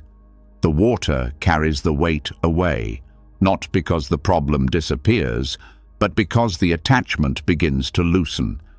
You watch it leave your hands. You feel the shift in your body. You offer it to something larger than yourself, the earth, the lineage, the silence, and you walk away lighter. Another powerful ritual is the fire offering. This practice uses fire as a medium for transformation. Fire consumes, it changes form, it leaves nothing untouched. In a fire puja, written intentions, symbolic items, or visualizations of what you're releasing are offered into the flames. The fire receives them without judgment. It does not analyze or advise. It simply takes what is given and turns it to ash. The act of burning something intentionally creates a physical sensation of closure. There's heat, there's movement, there's finality. The body understands what the mind still wrestles with. This no longer needs to be carried. These rituals are not about performance. They are not about getting it right. They are about presence. You don't need to know ancient chants. You don't need elaborate tools. The power comes from sincerity, from showing up fully, from allowing the act to be sacred, not because it is fancy, but because it is real. This is the essence of ritual, reality made visible. There are smaller rituals too, daily practices that mark emotional boundaries. Lighting a candle each morning with a clear intention, bowing to the cushion before meditation, touching the earth with your hand before going to sleep. These are not habits. They are containers. They remind the mind and body to pause, to honor, to shift states.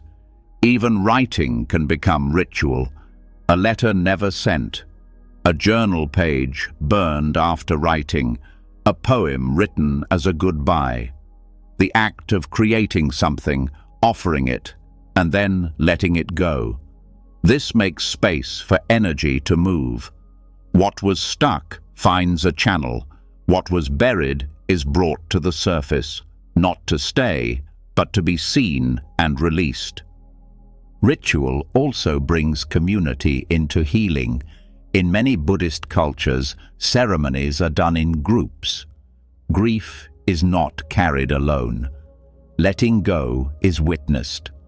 Others hold space. They offer chants, presence, silence, and in that shared space, something opens. You remember you are not the only one releasing, not the only one starting over. You are not alone in the process. The communal aspect can be deeply healing for wounds that feel isolating, for those who were never given permission to express grief, for those whose pain was never seen. To sit in circle, to offer your intention out loud or in silence, and to be met with shared breath, that itself is a form of release. These rituals don't need to be rare. They don't need to be reserved for big events. They can become part of your life rhythm, a way to mark emotional seasons, a way to step into new chapters with clarity, a way to gently say, "I'm ready to let this go now." Ritual also reminds you that letting go is not always instant. Sometimes you return again and again to the same offering, not because it didn't work, but because layers are being released. Each time you return, something new leaves, something deeper is touched. You meet yourself again, not in failure, but in honesty. There is a humility in this process, a tenderness. You stop demanding closure from the mind and begin allowing it through the body, through presence, through ritual action. This is especially useful when closure is not possible in the outer world, when the person is gone, when the situation cannot be changed, when the words cannot be said. The ritual allows the release to happen within you. It shifts the energy from stuck to moving, from circling to releasing. Even the act of bowing, one of the most common rituals in Buddhism, can be a powerful gesture of release. A bow says, "I let go of control. I honor what is. I offer this moment fully." It's not submission. It's surrender to what cannot be changed. And in that surrender, peace begins to return. Rituals speak in a language older than logic. They meet parts of us that words cannot reach. They offer structure where there is chaos. They offer rhythm where there is pain. And most importantly, they remind us that healing is not only mental, it is spiritual, emotional, physical, and relational. They teach us that release is not forgetting. It is remembering differently, remembering without clinging, remembering with love, without needing to hold.